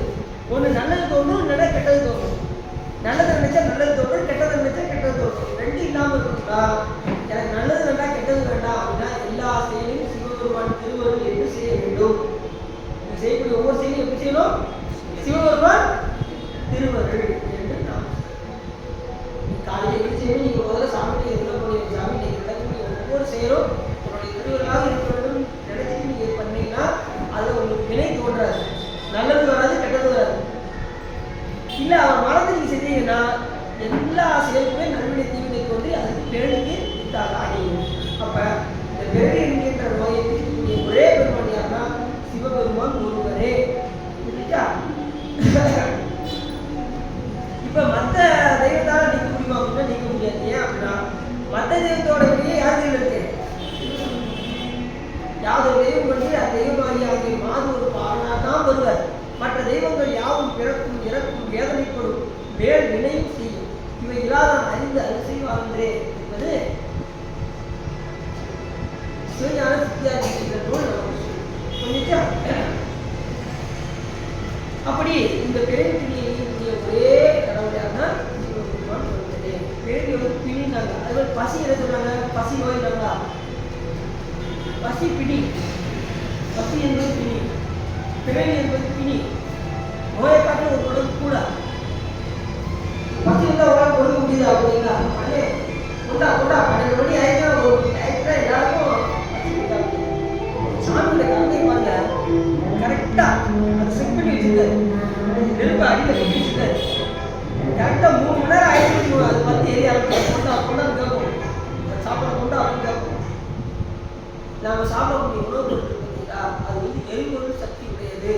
நீங்கள் சாப்பிடக்கூடிய உணவை அது என்ன செய்யும், ஃபுல்லாக நீங்கள் போடும்போது அது கஷ்டமாகிட்டே இருக்கும். நீங்கள் அந்த நேரத்தில் நீங்கள் தண்ணியை குடிச்சே வச்சுக்கோங்க, அது அதனால தண்ணி கொஞ்சம் நேரம் கழிச்சு தான் குடிக்கணும், உடனே நினைக்கக்கூடாது, குடிக்கக்கூடாது.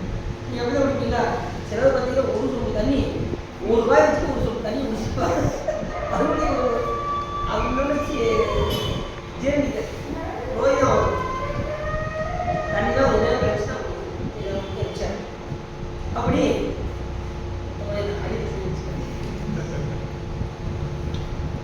அது மாதிரி இந்த உடம்பு கேட்கறது எக்ஸ்ட்ரா நீங்கள் எதுவுமே செய்யக்கூடாது. உடம்பு தண்ணி கேட்டதுன்னா கொடுக்கணும். நீங்களா நம்ம ஃப்ரெண்டு ஒருத்தர் சொன்னாரு, ஒரு நாளைக்கு 3 லிட்டர் தண்ணி குடிக்க சொல்லியிருக்காரு. இது ஆடி குடிச்சிட்டே இருக்கக்கூடாது. இது உங்களுக்கு இந்த உடம்பு அனுமதி இல்லாமல் எதையுமே இந்த உடம்புக்குள்ள செலுத்தக்கூடாது. தண்ணி இருந்தால் அந்த எவ்வளோ கேட்குதோ அதுக்கு மட்டும் குடிச்சு விட்டுறணும். எக்ஸ்ட்ரா குடிக்கக்கூடாது. நான் 1 சொம்பு குடிக்கிறேன், 2 சொம்பு குடிக்கிறேன் குடிக்கக்கூடாது. அந்த உடம்பே சொல்லும் போதும் அப்படின்னா நல்லா நிப்பாட்டி. அது மாதிரி உணவு அப்படித்தான், போதும் அதை சொல்லும். ஏப்பம் வரும். சில பேர் பார்த்தீங்கன்னா அந்த ஏப்பத்தையும் தாண்டி தண்ணியை குடிச்சு குடிச்சு இன்னொரு இட்லி அப்படி இருக்கக்கூடாது.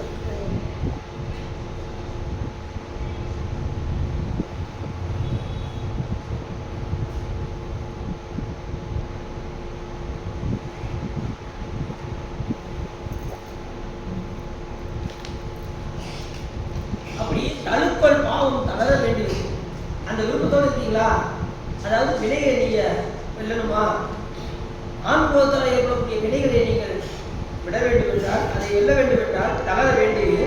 மழுக்கள் செல்வன் மறி சேரங்கையா, குழுக்கள் பூதப்படையான் கோலக்காய் இழுக்காவண்ணம் ஏற்றி வாழ்கிறேன்.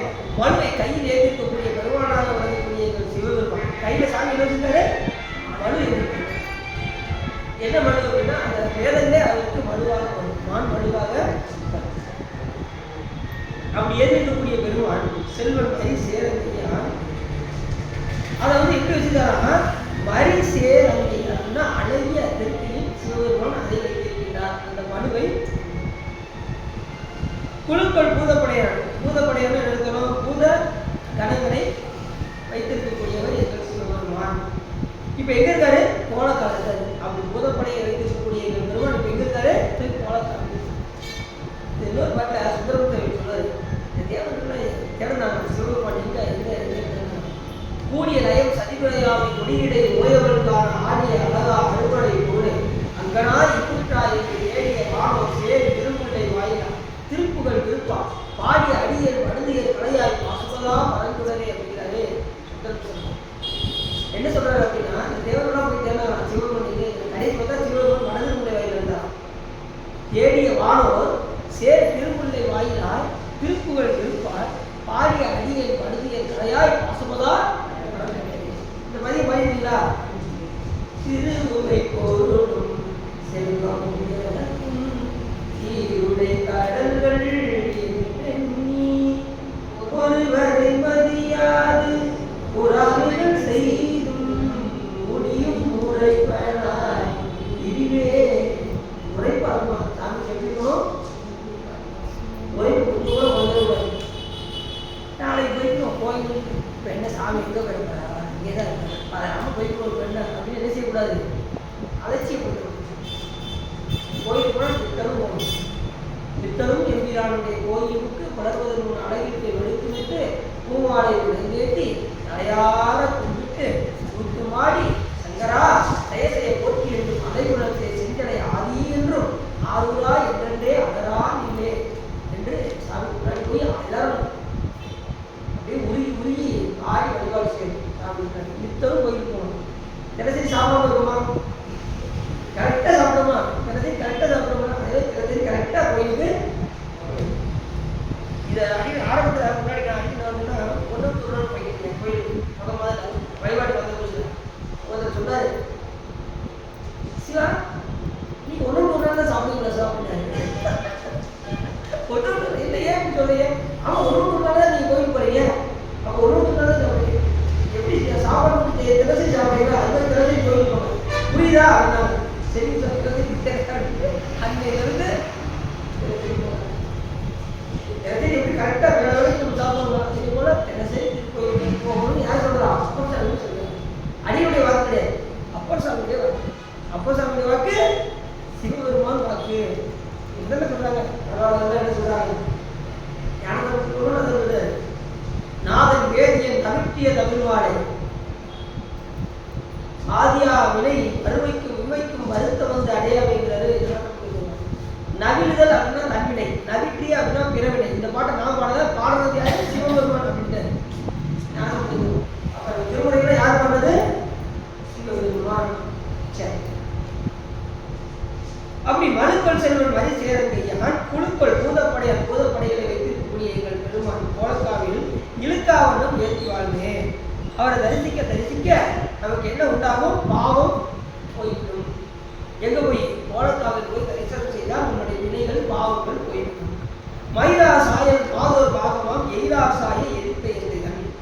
மயிலா சாயல்னா அந்த ஆண்மையில் போல கற்பனாகிய பெண்மையில் எப்படி இருக்குமா? பெண்மையில் போல இங்க உமையம்மை ஒரு பாகமாக இருக்கின்றார்.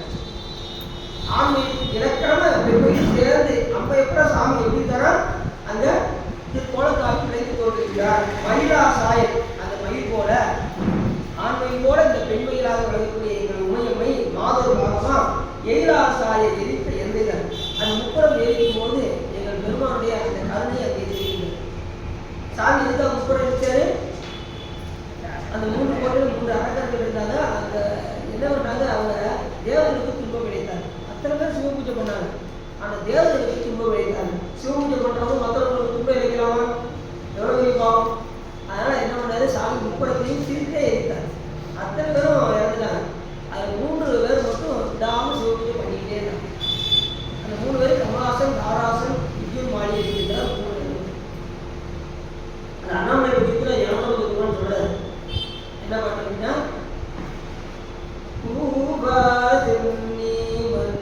அதுக்கு பூவார் மலர் கொண்டு அடியார் தொழுவார் புகழ்வார் வானோர்கள் மூவார் புறங்கள் எரித்த அன்று மூவர் கருள் செய்தார். மூவார் புறங்கள் 3 முறை இருக்கும்போது சிவன் பண்ணுறாரா? அந்த 3க்கு மட்டும் யாருடைய வாக்கு? ஞானம். அந்த எல்லாரும் சிவ பூஜை பண்ணி சிவ பூஜை பண்றதை விட்டாங்க. அதனால சிவபெருமான் எரித்தார். இந்த 3 பேர் மட்டும் விடாமல் சிவ பூஜை பண்ணி கொண்டிருந்தார்கள். அவருக்கு அருள் செய்தார். எந்த வீட்டும் விடாமல் பண்ணணும்ல, அவங்க பண்ணாதனால அவங்க அழிந்தார்கள். இவங்க 3 பேர் மட்டும் விடாமல் செஞ்சதுனால 2 பேரை இது காவலர்களாகவும் துவார பாலகராகவும் ஒருவரை உடம்புலா நந்தியாகவும் ஆக்கினார் சிவபெருமான். சிவபெருமான் பக்கத்தில் ஒரு நந்தி பார்த்தீங்களா? கோயில் முன்னாடி அந்த நந்தி தான். இந்த 3 முனிவர்களும் 3 அரக்கர்களும் இவங்க தான். அவர் அரக்கர்களுக்கே எவ்வளவு கம்மியான 2 பேரும் துவார பாலகரும் ஒருத்தர எயிலா சாய எரித்த எந்தையாகிய எங்கள் சிவபெருமான். குயிலா சோலை கோலக்காவை அங்க சோலைகள் சொல்லியிருக்கின்ற குயில்கள்லாம் அங்கே கூவிக்கொண்டிருக்கின்ற அந்த சோலைகளில் விளங்கக்கூடிய கோலக்காவில் பயிலா நிற்க பறையும் பாவமே. அது பலகாலம் பயில்தல் என்றால் என்னன்னா திரும்ப திரும்ப செய்யறது அர்த்தம். கற்றல் என்பது அந்த நேரமே கற்றுவிட்டு விடுவது. பயிலுதல் என்பது திரும்ப திரும்ப செய்வது. இப்ப நங்கீரனில் நட்டம் பயின்றாலும் சாதனை அப்படின்னு என்ன அர்த்தம்? பயிலுதல். சாமி திரும்ப திரும்ப நடனம் புரிஞ்சுக்கிட்டே இருக்காரு. அவர் நடனத்தை நிப்பாட்டிட்டாரா எந்த உயிரும் இயங்காது. இப்ப அணுகுலை ஒரு பொருள் ஆடிட்டு சொல்றாங்க பார்த்தீங்களா? அணுகுல யாரா? சிவபெருமான் அடிக்கிறார். பார்த்துருக்கீங்களா? அணுகுல யாரா? இப்ப எல்லாம் கண்டுபிடிக்கிறாங்க. எடுத்து பார்த்து அணுகுல ஒரு பொருள் ஆடி இருக்கு. யாருன்னா நடராஜ பெருமான் அணுகுல ஆடி இருக்காரு. அவர் ஆடினா எந்த அணுவும் அவனின்றி அணுவும் அப்படி சாமியுடைய கருணையை பார்த்து அப்படி பயிலானிக்க படையும். அப்படி நல்லி இருளில் நட்டம் பயின்றாலும் நாதனே. நல்லி இருளில் கூட சிவபெருமான் பயில்றார். திரும்ப திரும்ப அந்த நடனத்தை புரிந்து கொண்டே இருக்கின்றார். அதே போல இங்கே சிவபெருமான் என்ன பண்றாரு? திரும்ப திரும்ப இங்கே அருள் செய்து கொண்டே இருக்கின்றார். பலகாலம் அவரை நினைக்க திரும்ப திரும்ப திரும்ப திரும்ப திரும்ப இங்கே கோலக்கா பெருமானை நினைக்க நமக்கு இன்பம் வந்து சேரும். எது விலகும்? பாவம் பறையும். பாவம் விலகும். அவரை நினைக்க பாவம் விலகும். அவரை மறக்க பாவம் உண்டாகும். அவரை நினைக்க பாவம் விலகும். அதுவும் பலகாலம் 1 நாள் 2 நாள் இல்லை. இத்தனை இறக்கும் வரைக்கும் திருக்கோயிலுக்கு போகும். யாராவது இறக்கும் வரைக்கும் திருக்கோயில் போய் செல்லணும். அடியார்கள் இணங்கணும். வழிபாடு விடாமல் சுற்றிக்கிட்டே இருக்கணும். 1 நாள் 2 நாள் விட்டு போடக்கூடிய காரியம் கிடையாது. இந்த காரியம் வந்து இறக்கும் வரையும் வழிபாடு விடாமல் செய்யணும். தலையாத்திரை மேற்கொள்ளணும். அடியார்கள் இணங்கணும். நிறைய வாய்ப்பு கொண்டிருக்கும். இப்பிறகு அப்பிறகு எப்பிறகு வாய்க்குமோ வாய்ப்பது இது ஒரு நமக்கு மதித்திருக்கிறாரு அப்போ சாமி. அப்போ இந்த பிறகு எப்படி நம்ம மதிக்க யோசிப்பாரு? இந்த பிறவியை மதிக்கணும் வேண்டாமா? எப்பேற்பட்ட பிறகு மனித பிறகு வாய்ப்பது இது ஒரு பிறவினாரு. மனித பிறகு அவ்வளவு முக்கியமான பிறகு வாய்க்காது. ஏன்னா மற்ற பிறகு இப்போ பாம்பை பள்ளியை பார்த்தா சிவமனை கும்பிட முடியுமா? பாம்பை பார்த்து சொல்லி வச்சுக்கோங்க, கையெடுத்து போட முடியுமா? அது கை இருக்கா? கிடையாது.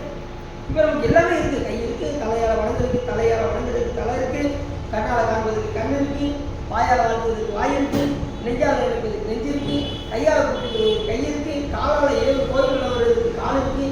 இத்தனை கொடுத்து நான் வெளிச்சு படிக்கிறோம். போயிட்டு நாளைக்கு போகலான்னு நினைக்கிறீங்க, அப்புறம் நிற்கிறோம். அதாவது தினசரி திருவிழுக்கு போய் இறைவனை போய் அங்கே போய் சும்மா போயிட்டு வரக்கூடாது, போய் பாடிட்டு வரக்கூடாது தான் முக்கியம். பாடுவின் பாடி பணிவின் பணிந்தவின் கூடியிழந்துட்டு கோயிலா. சரி, அப்போ பயிரிடும் பயிலா நிற்க பாடையும் பார்ப்பேன். அங்கே போய் குழந்தை பெருமான திரும்ப திரும்ப திரும்ப போய் பாடி பழகிறான், நம்முடைய பாவம் விலகும் அப்படிங்கிறது. அடுத்தது வந்து எயிலார் வெடிகள் விடையை வீட்ட வேண்டுது. வெடிகள் விடையை என்ன அர்த்தம்? ஒன்றிலிருந்து மற்றொன்றை கிடைக்கும். அதாவது என்ன எப்படின்னா, ஒன்றை வச்சே பல விடைகள் அப்படியே உருவாகிட்டே வரும். இப்போ ஒரு நாள் நீங்கள் பேசும்போது ஒரு விளைவு சொல்லணும். அது வந்து என்ன ஆகும்? பேச்சுவார்த்தை நடந்துட்டு இருக்கும்போது திடீர்னு நினைச்சுவீங்க, கையால் அடிக்க போயிடுவீங்க. முதல் மனசாக நினைப்பீங்க. அதுல இருந்து ஒன்று தொட்டு என்ன ஆகும்? அவனுக்கு அடிக்கணும்னு நினைச்சு வாயில திட்டுவீங்க. அடுத்த என்ன ஒன்றாகும்? கையால் அடிச்சுவீங்க. இப்படி ஒன்று மற்றொன்றாக மாறி மாறி மாறி அது விலை இப்படிதான் விட வளர்ந்துட்டே போகும். பேசிக்கும் போது திரும்பி நிற்கிறாங்க, கையை நிற்கிறாங்க சில பேர். இப்படிதான் விளையும்.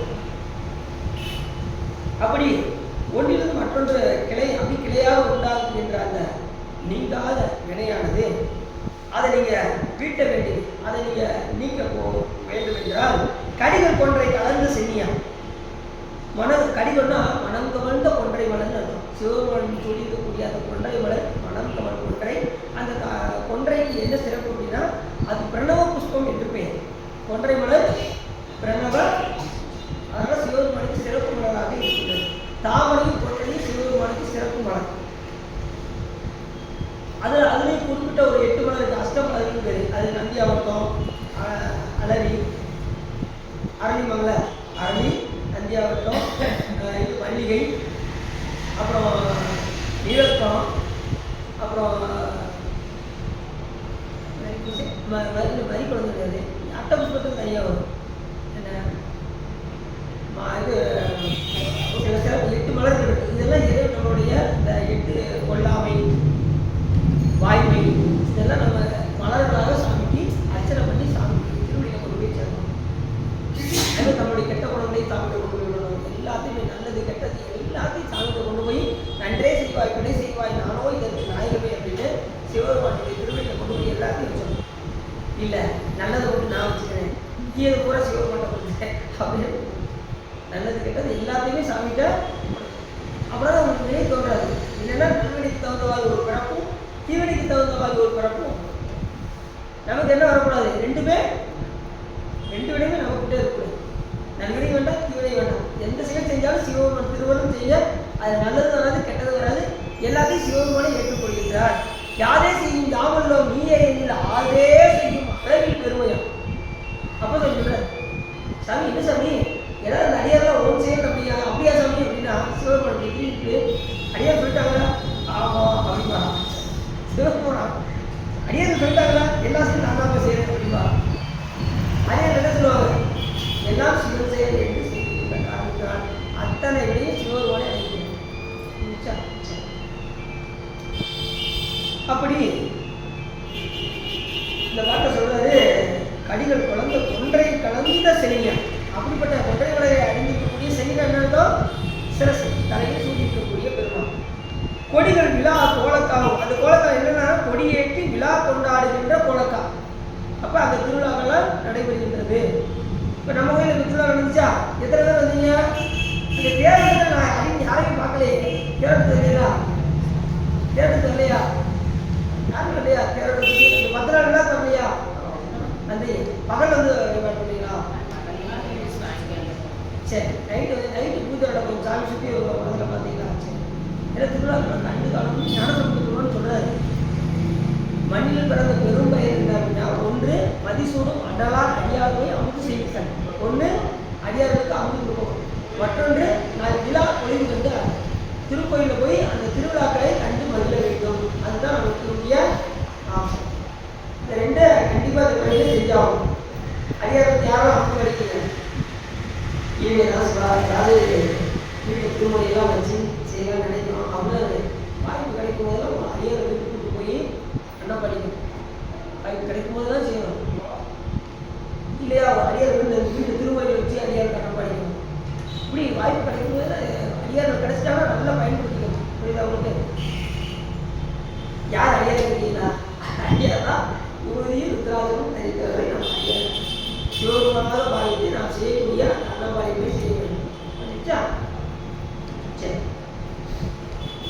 அப்படி திருவிழாக்களம் நடக்கக்கூடிய கோலக்காவில் அடிகள் அப்படிப்பட்ட பெருமானுடைய திருவடியை அடைந்து அது அவருடைய பாதத்தை அடைந்து வாழ்ந்தார். கோலக்காவில் சென்று திருவிழாக்களை கண்டு அந்த பெருமானை பணிந்து வாழ்ந்தார். நிழலார் சோலை நீல வண்டினம் குடலார் பன்சை கோலக்காவலம் நிழல் கொண்ட சோலையில் நீல வண்டினம்.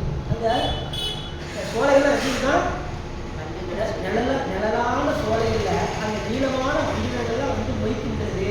எங்க கோலக்கா என்ற காலத்தில் எப்படி ஓபனம் சொல்றாங்க அந்த சோலையில் எப்படி இருக்கா நிழலா இருக்கும்.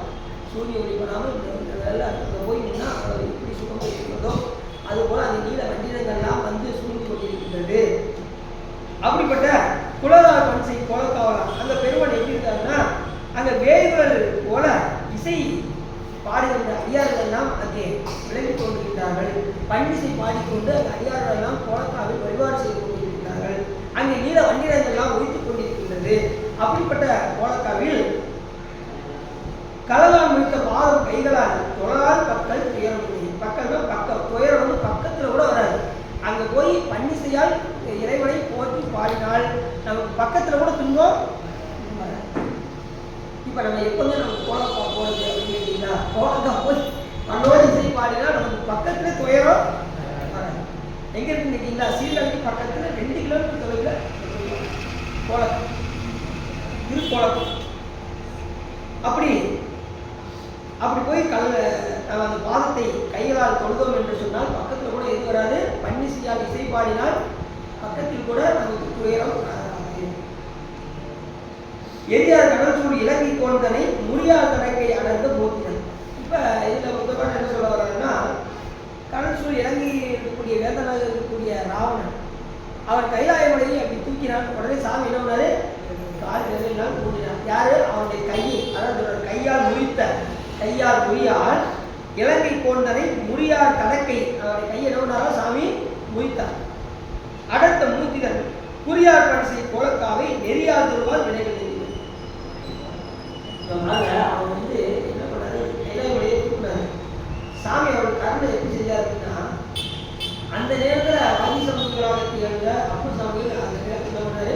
சாமகானம் பாடினால் உன்னுடைய சிவபெருமான் விட்டு விடுவார் என்று சொன்னதும் 10 தலைக்கு ஒரு தலையை எடுத்தான்.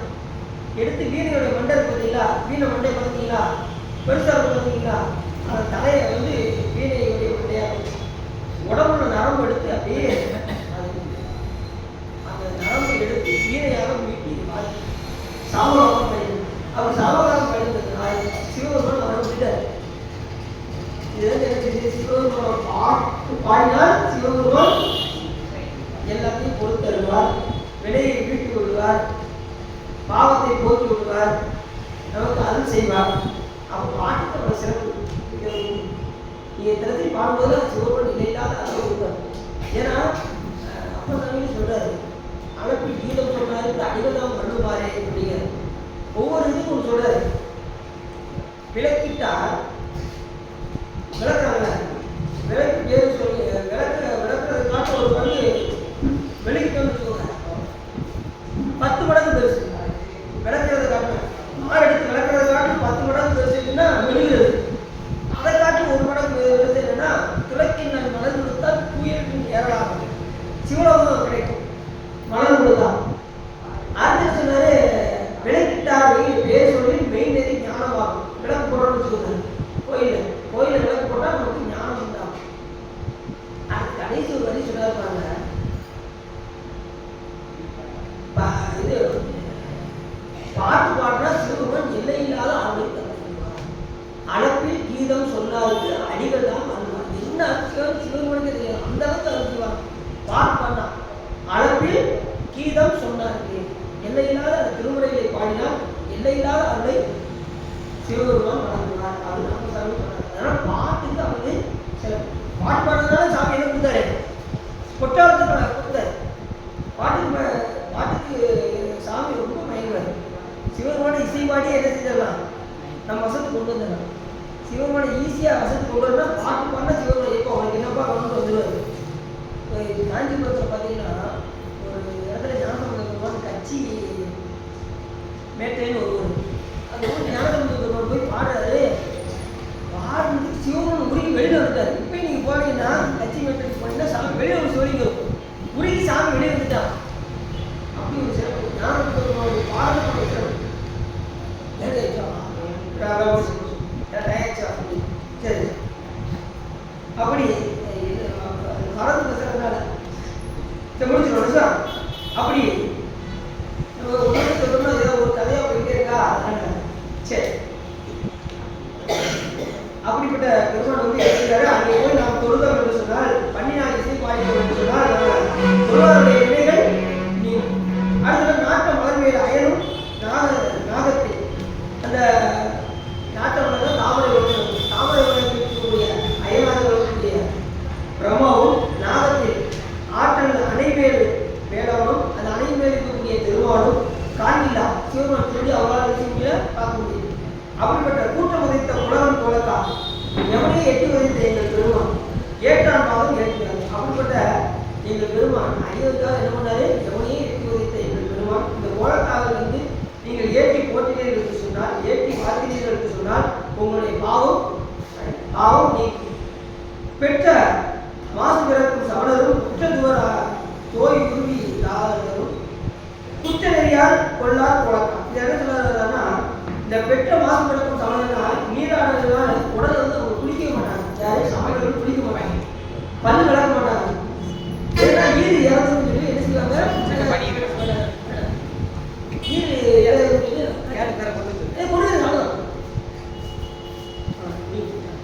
என்ன இப்படிலாம் இருப்பாங்க சமணர்கள். சுடுற பாறையில படுத்து கிடப்பாங்க. இந்த மாதிரிலாம் இருப்பாங்க. அது கொல்லாமல் சொல்லி அப்போ சாமி போய் அது போய் செலுத்தாரு மாதத்தில்.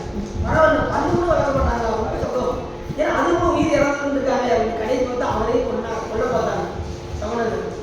பால் சாப்பாட்டு வசதி வைக்க பார்த்தாங்க, கடலை வைக்க பார்த்தாங்க. அப்படியே கூடாதுல்ல. சரி அப்படி அப்புறம் உற்ற தூராடைகள் யாருன்னா உடல் தோன்றிய கல்லாடைகள் நம்ம உருவை மறைக்கும். இந்த கல்லாடை வண்டிப்பாங்க புத்தம் வச்சுக்காங்கன்னா அப்படி உருவத்தை மறைக்கக்கூடிய புத்தர்கள் குற்ற அவங்க நெறியில என்ன நெறினாரு? குற்ற நெறினாரு. அவங்க நெறியில நல்ல நெறி கிடையாது. அவங்க என்ன செய்வாங்கன்னா கடவுள் உண்டற்றும் இல்லைன்றும் வாங்க. ஒன்று கடவுள் இருக்கான்னு சொல்லணும், இல்லை இல்லைன்னு சொல்லணும். அவங்க இருக்கா இல்லை அப்படின்னு ஏதாவது பொருள் இருக்கா? அப்படிப்பட்ட குற்றமான கொள்கையுடைய அவர்களுடைய இதில் நம்ம போய் சேராம நல்ல நெறியாக வழங்கக்கூடிய சிவபெருமானுடைய நெறிக்கு வந்து இங்கே இருக்கக்கூடிய எங்கள் பெருமான் நல்ல நெறியை சொல்லுகின்ற எங்கள் பெருமான் போலக்காக இங்கே விளங்கி தோன்றுகிறார். அப்படிப்பட்ட பெருமானை போற்றி பாடுகிறீர்கள் என்று சொன்னால் உங்களுடைய பாவம் பாடையும். நலங்கள் காணி ஞான சம்பந்தன் குலங்கள் போலக்காவல் ஆணையே வளங்கள் பாடல் வாய்ப்புடையார். இந்த பாடலை யார் ஞான சம்பந்த பெருமான் அறி இந்த பாடலை யார் பாடுகின்றார்களோ அவர்களுக்கு என்ன உண்டாகும்? மழை போல் இருக்கக்கூடிய தீய வினைகளெல்லாம் நீங்கி இன்புற்று சிறந்து இந்த உலகம் உரிய வாழ்வார்கள் என்று இந்த பாடல் சொல்லி முடியாது. உலகுள் வினை போய் ஓங்கி வாழ்வார்கள். இந்த உலகம் உயிர்படி இந்த பதியத்தை யார் பாடுகின்றார்களோ உலகம் உயிர்படி அவர்கள் வாழ்ந்து வினைகளை நீக்கி பேரின்பத்தை பெறுவார்கள் என்று சொல்லி இந்த பதியத்தை முடிக்கிறாரு. முடிச்சதுமே சாமி என்ன பண்ணுறாரு? பொற்றாளத்தை வழங்கி நவச்சாவை கொடுத்து கொண்டிருக்கு. அதை வாங்கிட்டு உடனே அதிலிருந்து எல்லா திருமுறையும் அந்த பொற்றாளத்தை செய்த பாடுறாரு. அருமையான பதியத்தை இதாவது உள்ளம் நிறைந்து போய் சிறந்து கேட்டதுனால் உங்களுடைய வலிமை கரைந்து திருவரு உரை என்று சொல்லி திருப்பூர் மாதிரி அதே முறையை நிறைவு செய்கிறேன். எல்லாத்தையும் நன்மை எப்போ பார்த்தாலும் சிவம் 7 மணி பார்க்க அப்புறம் 7 மணிக்கு கோச்சிக்கலாய் அதுக்கு முன்னாடி 5:30 ஆரம்பிக்கலாம், 7 மணிக்கு முடிப்போம். இப்போ 6 மணிக்கு ஆயிடுதா, அதனால பருத்த மணிக்கு எழுதுதான் எல்லாருக்கும் திருப்பூர் பாடி அடியே ஒரே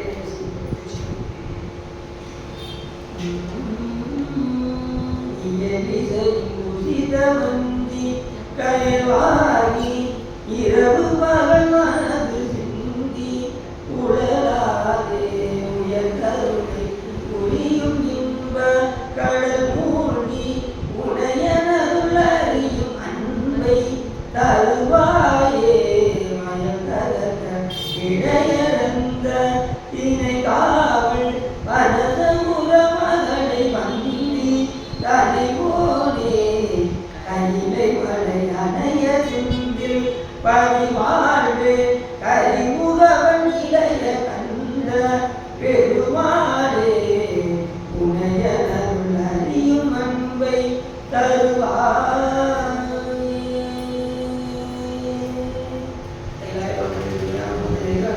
என்னை மறுவாய் மகிழ்ந்தான் தந்ததிக்கு ஒரு விழாவாக்காய் உயிலாக முடிந்த பாவத்தையும் நமச்சிவாயையும் எல்லாரும் பாவத்தையும் ஆன்மீக வளர்த்தையும் மற்றும் போன்முறை அரசைய பதவியில்லாத தெய்வங்களாக நான் வரை அறந்தவங்க நஷ்டம் எண்மல்ல வேண்டுகோள் செய்ய வேண்டியது